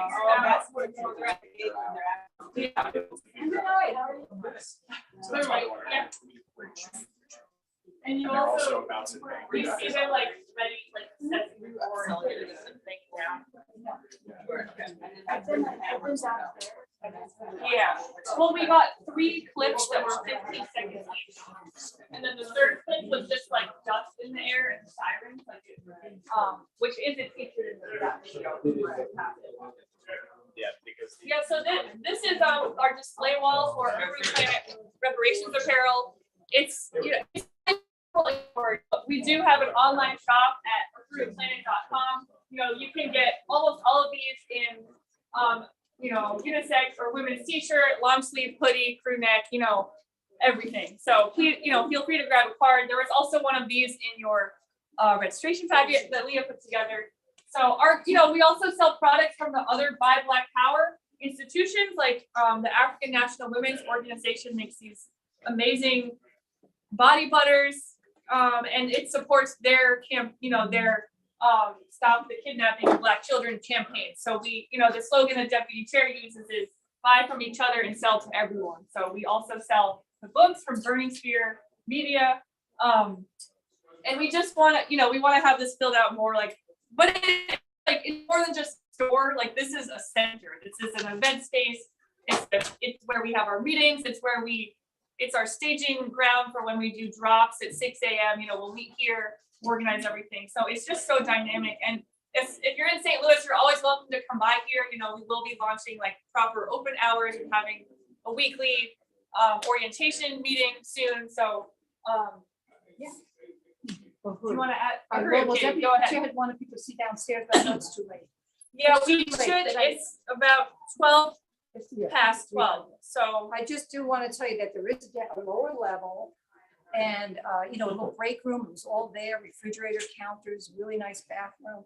And then there's another office that is a kind of ODC office in the center. It was the ORED, Office of APC, Office of Reparations Economic Development. Went in, they broke the desk, all the locks, so the desk, a great little desk with locks. Broke the file cabinets that were locking, took the files, you know, and that's their dirty work. That's their dirty work, yeah. So, you know, but anyway, we'll back up at the Uhuru house. You can't. So, yeah, so just keep going. So if you haven't seen the bathroom yet, someone might be in there, but there's some photos on the walls of historical photos. So it's a nice experience when you go to the bathroom. So yeah, go ahead. No, I just. I was just going to put out something in here, the room that we just left. Yeah, go. I think it's important because what we've said is that our partner movement represents a certain continuum, not just something that popped up, but the whole historical continuum. And I was just going to point out this picture. That's me and Hewitt P. Newton at the Uhuru House in Oakland, California. This was, it could have been 84, some period like that, where, in fact, Hewitt was still being tried. He was still on trial. And we were also involved in a case to free this young African who was locked up for killing a cop. And this guy was a young man who was running from the police. Police came to his laundromat. He was in the laundromat. Cops came in and he bounced. And when he bounced, the cops were chasing him, shooting. And he was running from the cops. And they said that he was the one who killed the cop. Who was does anybody remember the name of the person I'm talking about? And so the cop was shot in the back of the head. Freddie Lee Roberts. So the cop was shot in the back of the head. He running from the cop. So for Fred Lee Roberts to have killed him, he would have been running backwards, and the cops would have been running backwards to get him, right? And so, but the cops were behind him, and everybody was shooting at Fred Lee Roberts, and one of the cops shot him in the back. So we were engaged in a struggle around that. Huey came to one of the things because we had invited Huey to dealing with some case he was faced with at the same time. And this might have been 84, something like that. But I think it's kind of significant because we awarded Huey Marcus Garvey award from our movement. And during this presentation, he made the statement that you may not have the Black Panther Party, but you have the Uhuru House. You may not have the Black Panther newspaper, but you have the Burning Spear. So they haven't done anything by destroying one organization, right? And,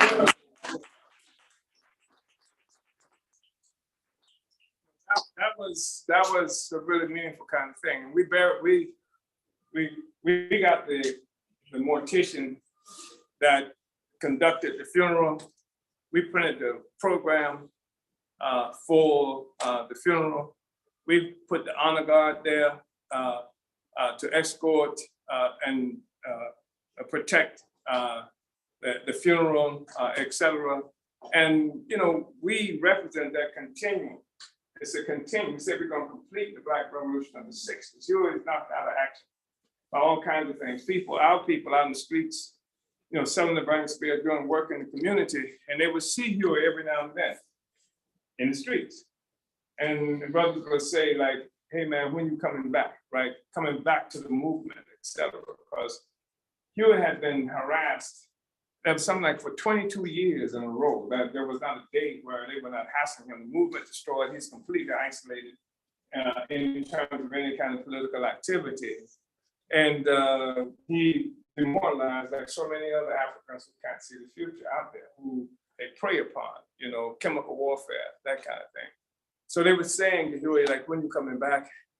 And he was saying that he had been discredited too much and, he couldn't do this, et cetera. And so we had him come to the Uhuru House and had an incredible event. I mean, just the place was jam-packed in terms of numbers of people who came out, because we brought him back. And the last political presentation that Huey made while he was alive, 1989.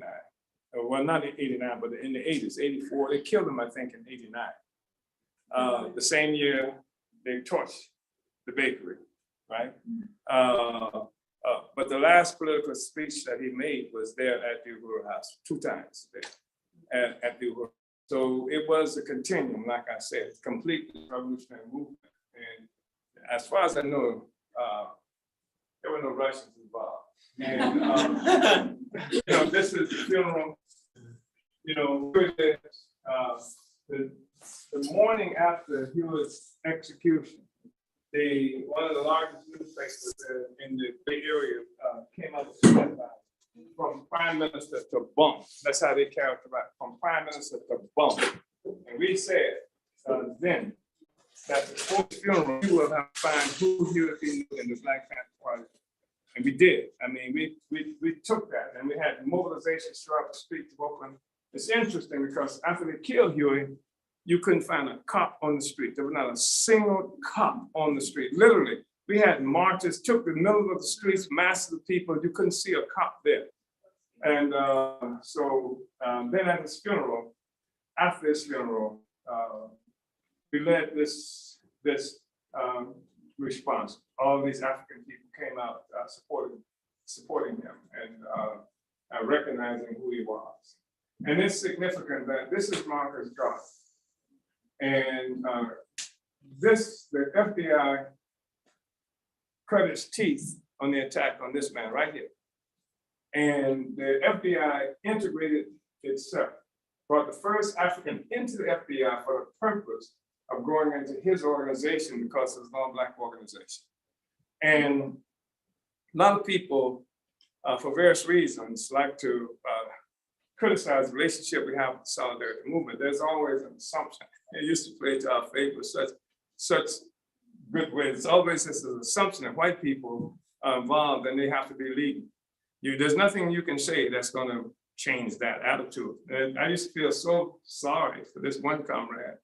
You know who I'm talking about, used to be in the movement, who every time we have a mobilization or something, the cops run and jump on him because they thought he had to be the leader, right? Because he was white. And maybe that's why he left. But that used to happen all the time. And then this mobilization here with the Bread, Peace, and Black Power, it was just there in the mix. And USM Somalia, not just Ukraine, Somalia here, and El Salvador, and all the other places where the United States were involved in attacking the people. And so we don't discriminate like that. You know, it's not just Ukraine that they're talking about.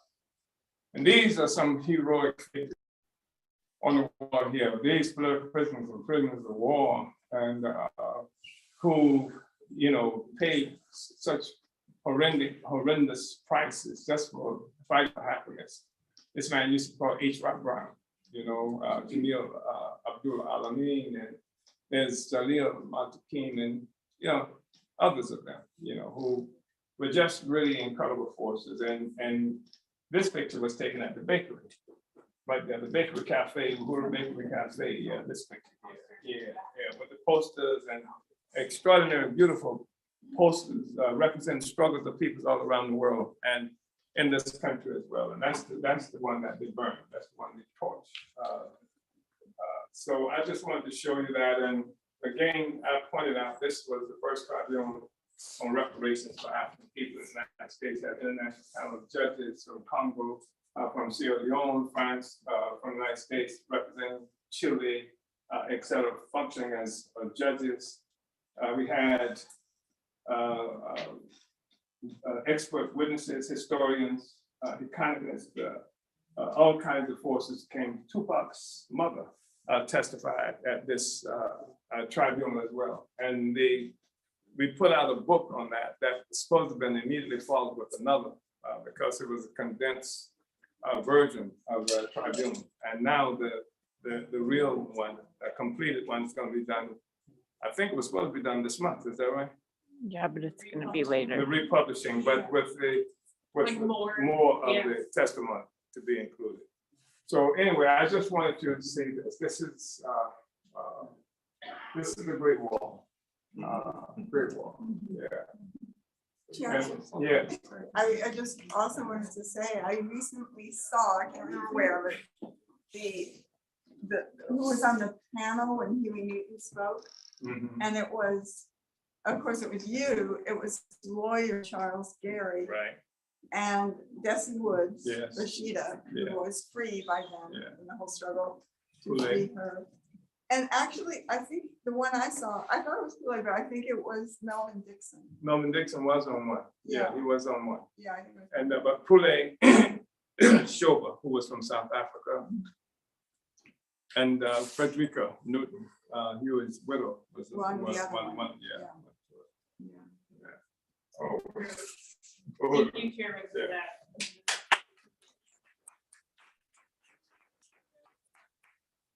Just an announcement, we are a bit over time, it's 12:23, but we want to get back on the bus, and we're gonna head back to the Uhuru House, but we have one brief stop. We want to stop on Redwood Ave Yeah, we have to where the chairman's home is there, and also the church that was burned just a few weeks ago, so we want to expose that, and then that's just a few blocks from the Uhuru House, so let's head back to the bus.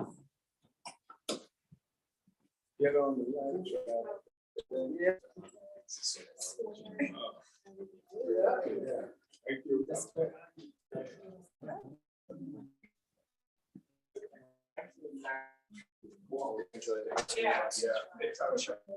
Yeah.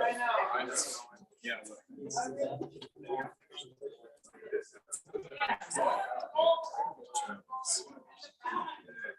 I know.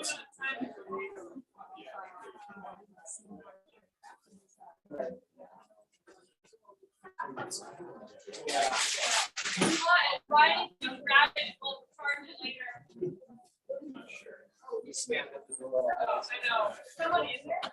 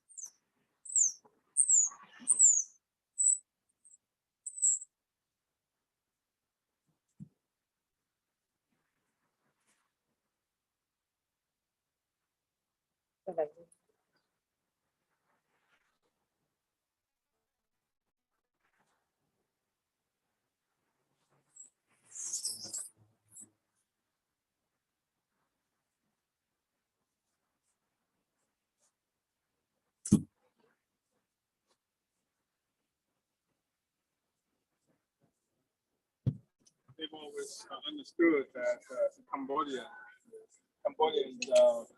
people who came from ancient Kemet, Egypt. Mhm.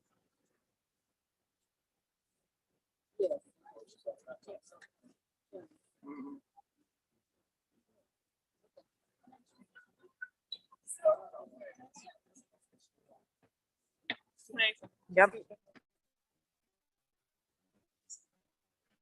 This is the bus driver. Where you live?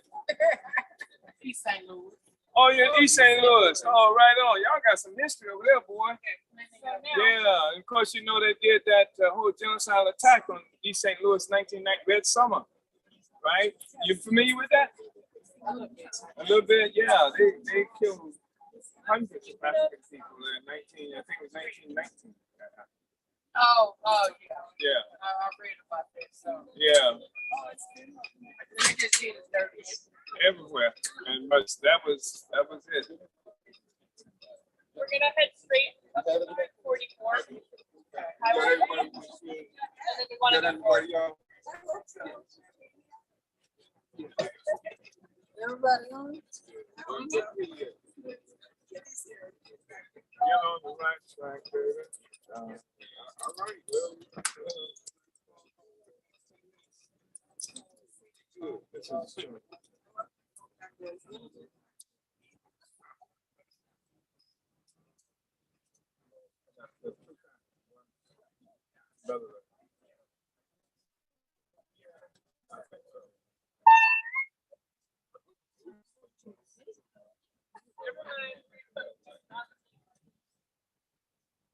For about a mile, you stay in this lane.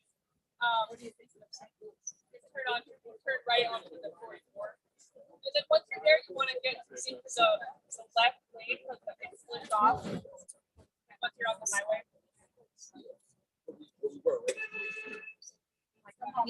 Yeah. You do right. I should like yelling. I should be blowing.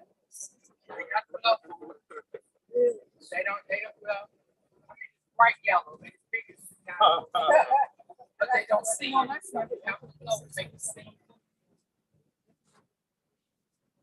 least they will see something. So.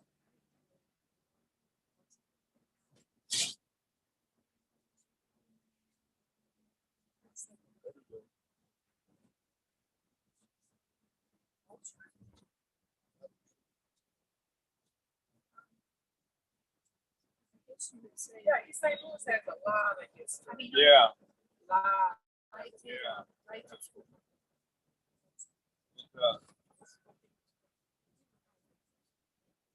But nobody really knows, but they don't teach Black history in the schools. No. Right here. Yeah.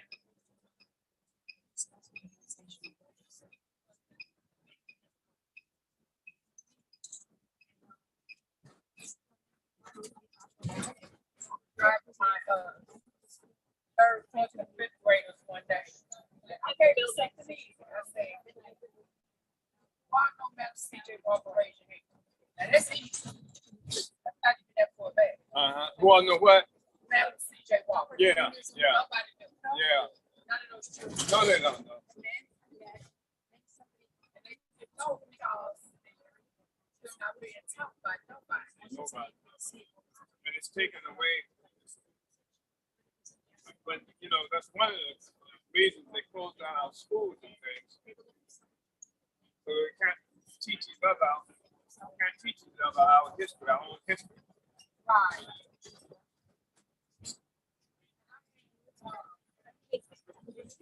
One of the young man on there, he kind of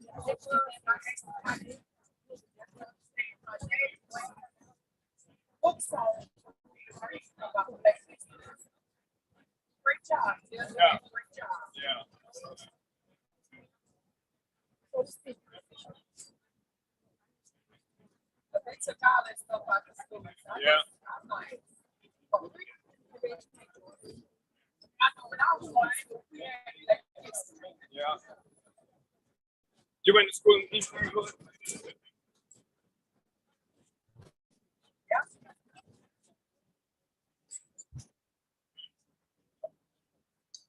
We had to walk. We didn't have buses. Yeah. We had the privilege of riding. Yeah.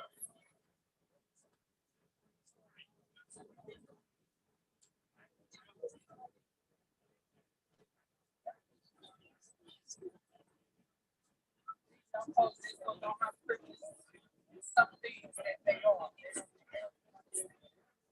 Well, like you said, they've taken all the history from the people. There's no way for them to know, you know, and the people who were most effective in teaching the history, they put them in jail and call them militants and attack them, assassinate, etc. So the young people are left with no good examples of what it is, and what you know, what they have to be. Only examples against the dope man, or something like that they allow to be in the community. They destroy, kill people who trying to. That's how they want us to.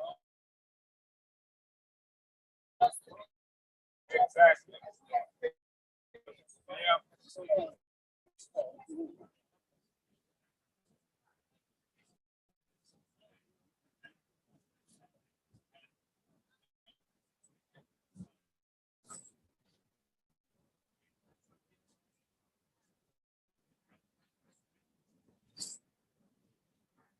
How long you been driving?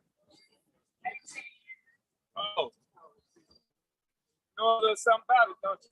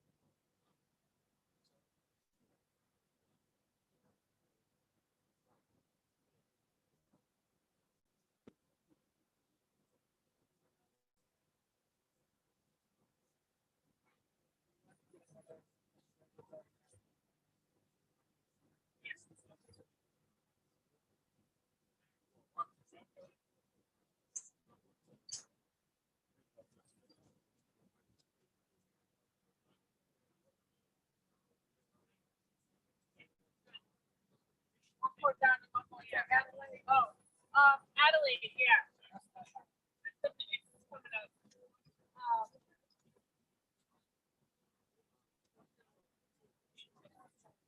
Adelaide, right. Like an Adelaide, coming over. I would think Adelaide. That's I know how to get there. Got it. Let one person drive. We don't have to.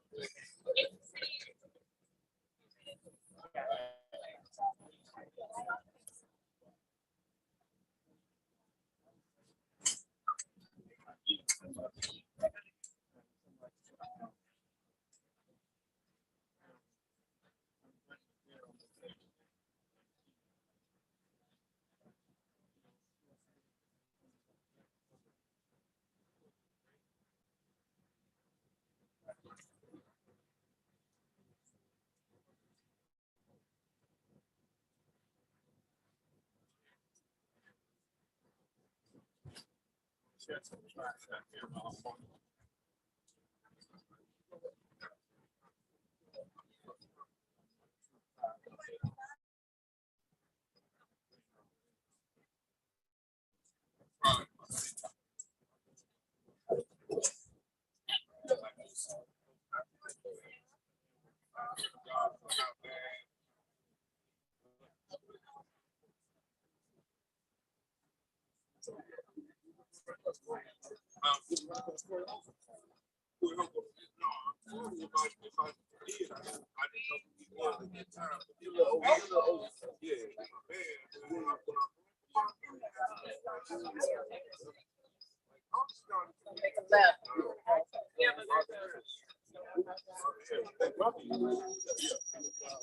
got hot though in LA.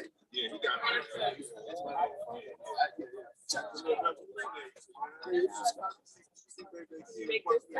Yeah, okay.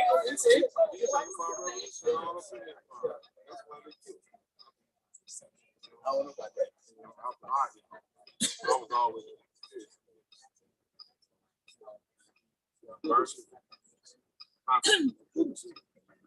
That's fine.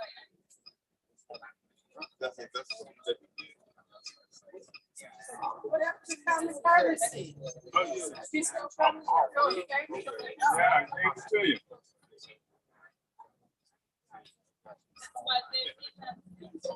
Can't get used to somebody doing the right thing, can we? No. No.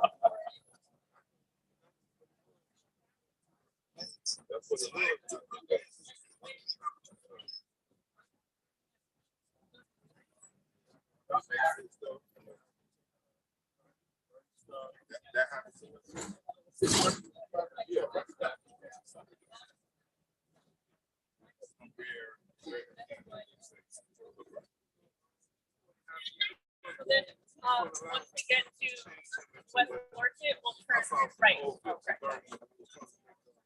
The little man on the show sitting in the back. Saying they were recording live, right? They was trying to get them. That's a bad place for them to sit there. You right there, man. Yeah, you're right there.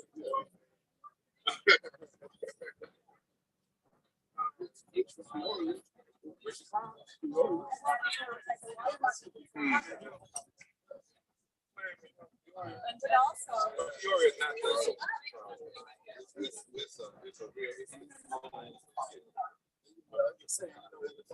yeah,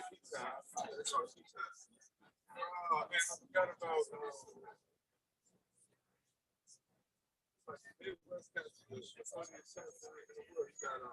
what do you recommend?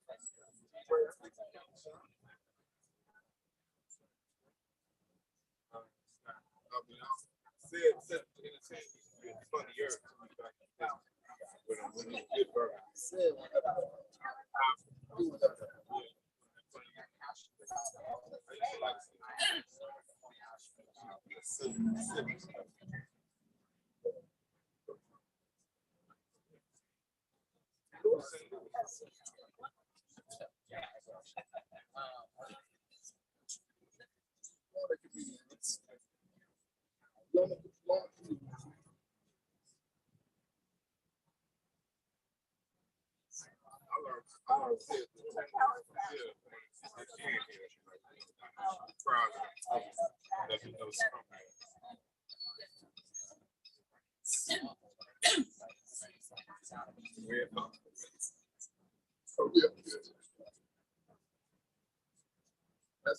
Left here. Yeah. That's what I'm looking to see. You're in North St. Louis.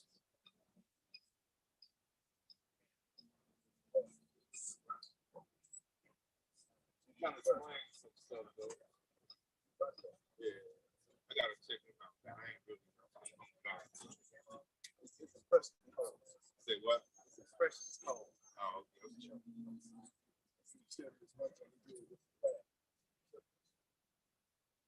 Well, yeah, that's probably closer, yeah.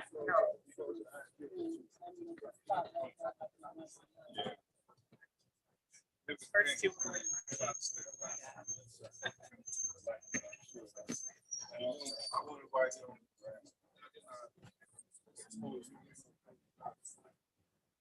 Next corner, make a right. Next corner. Next street, make a right. I ain't saying he Wayne Brady, but Wayne Brady, you know, how he on some of these things. It took David Chappelle to make me like Wayne Brady. I always like Wayne Brady. I always like Wayne Brady. Tell me. Tell me.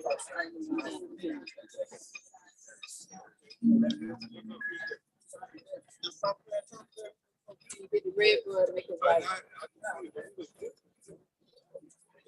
You got the mic ready? You got that ready? Start sending anything out, Chairman? Yeah. Okay. This is the community.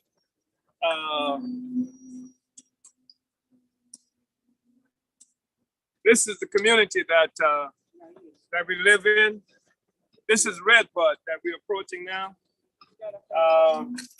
Fofo Bud, as is characterized, Redbud 4400 block. So yeah, this is the neighborhood that they attacked on July 29th. And yeah, go on down.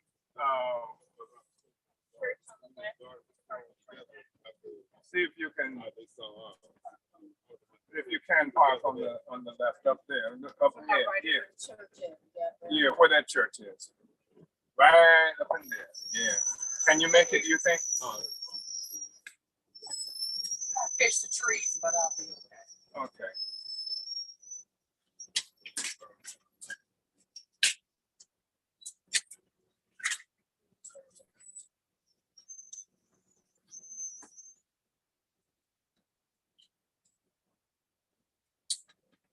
We're not gonna get out here.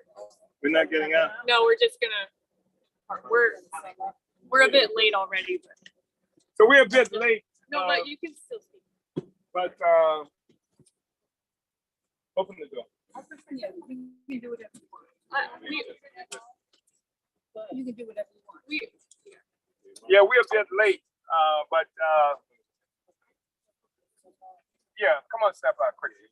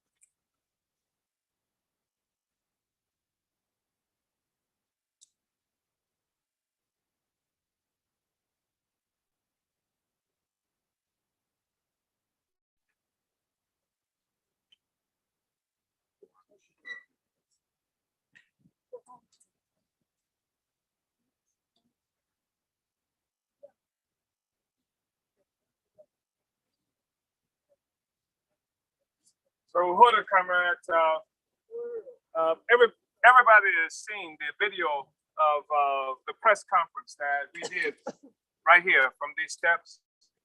This is our home here, 4442B is where we live. Well, all of us are home, but upstairs, there's stairwells going up there. That's the stairwell that I came down with the armored vehicle parked in front of the house at 4 o'clock in the morning. And when I stepped out to open the door, I was greeted by explosions and these dots from laser devices, targeting devices on automatic weapons. And of course, it's dark, but lights in my face coming from here and then from over on the side over here. They occupied the porch next door to us also, and they put tape on the doorbell video, so nobody could see from there as well. So when I came out, I didn't know. I could hear the explosion going every place, but it also come into the rear stairwell of the house, and it's damage done now because they were exploding these grenades in the house and plasters everywhere and what have you. And we were standing over here Well, they zip tied me and then handcuffed the deputy chair behind the back. And they wanted me to sit on the curb over here. And so this is the house. And this church we had under contract to purchase to extend our programs and what have you. This was going to be the Uhuru House right here. And you can see what happened to the church. They torched the church and what happened. And torched this church, torched the bakery, some time ago, everything to keep us from being able to develop stuff so that the Black community can have its own and have its own leadership too. That's another thing that's really problematic for them. So you need to see this because some of you saw the video and you can see the flames going up, but we were thrilled about being able to get this property here. And like I said, it was under contract. We had come to an agreement about the price of it. And then suddenly, right before we were supposed to close, the guy jacked the price up $50,000 more. And then after that, to make sure we didn't get it, it was torched. So, because they've seen us do incredible things. You heard the price of the money, $150,000, $60,000 basketball court. They've seen that kind of stuff happen. They were making sure we didn't get that place there. So that's what happened to it. And this is where it happened. This is the scene of the crime. This is where the real crime occurred. And wanted you to see this as well. So anyway, I don't know if anybody has anything, but when Deputy Chair Onizane Shatella came out of that door following me, then a drone went past her head going up the stairs into the house. So there you are. Yeah, there you go. And this ain't even Ukraine, even though, right? Yeah. And the basement windows were broken. Yeah, the windows were broken. The doors in the back were broken. The windows to this to the basement here broken. In the front, yeah, the front door. Yeah. They did all together. When you look at all the properties that they attacked, devices that they stole, they cost us $40,000 just in that stuff alone.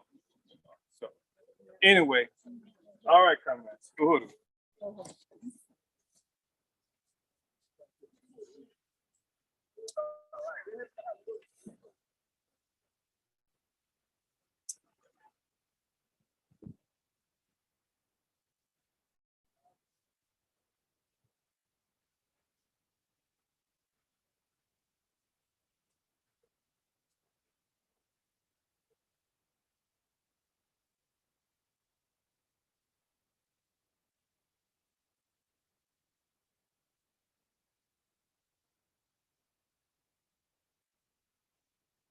We walk up to it for a second. Is there a reason we can't climb the stairs? Okay.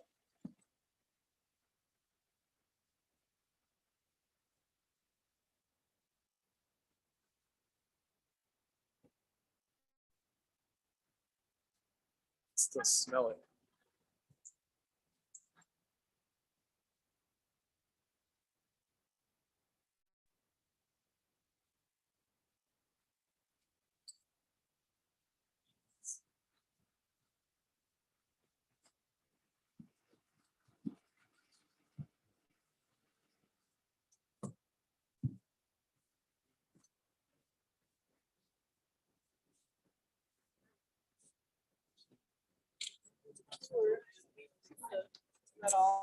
Okay.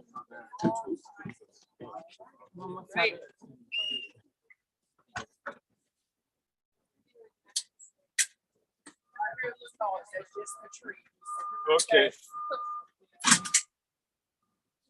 Do you want to dig it off on this? Well, if you have to give directions, do that. Yeah. How's that sound good? Yeah, it's just So we're heading back to the Uhuru House now. It's just a 1 minute drive away, and then we're gonna have lunch. So, Uhuru. Salute the Black Power Blueprint Corps.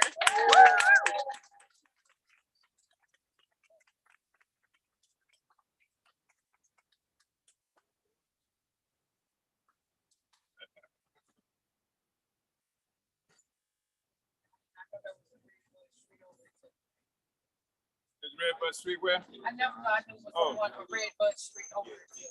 Oh, okay. Yeah.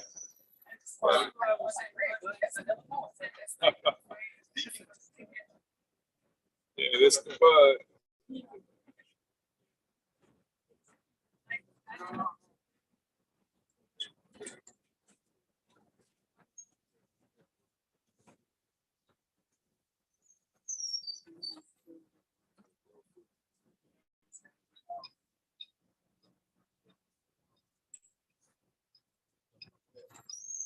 O'Fallon Park where the market is. gonna Yeah, be the market's moving this over summer. here. Yeah. Or is it somewhere? Yeah, you'll be on the left. But you're good in this lane. Yeah. Yeah, not a left turn here, but here's on the other side. Yeah. Yeah.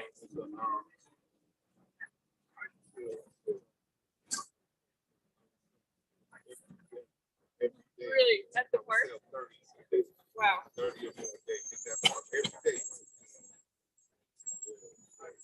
One more block. Okay, sorry.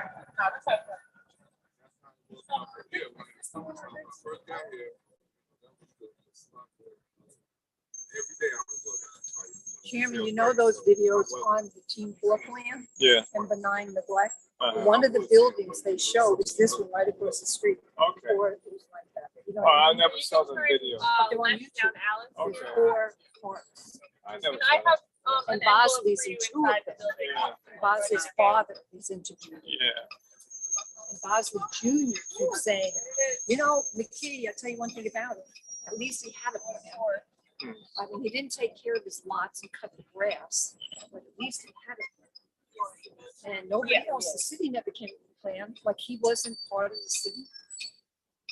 Yeah. And responsible of his father.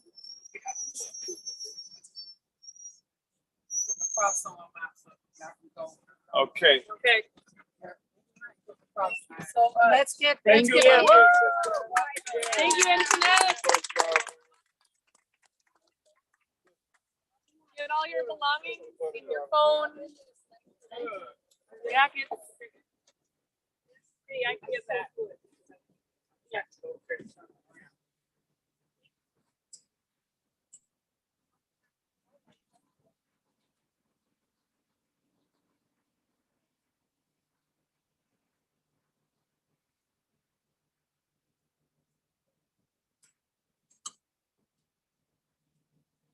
Back to the tour. So we're gonna go on a lunch break in a few minutes or about an hour.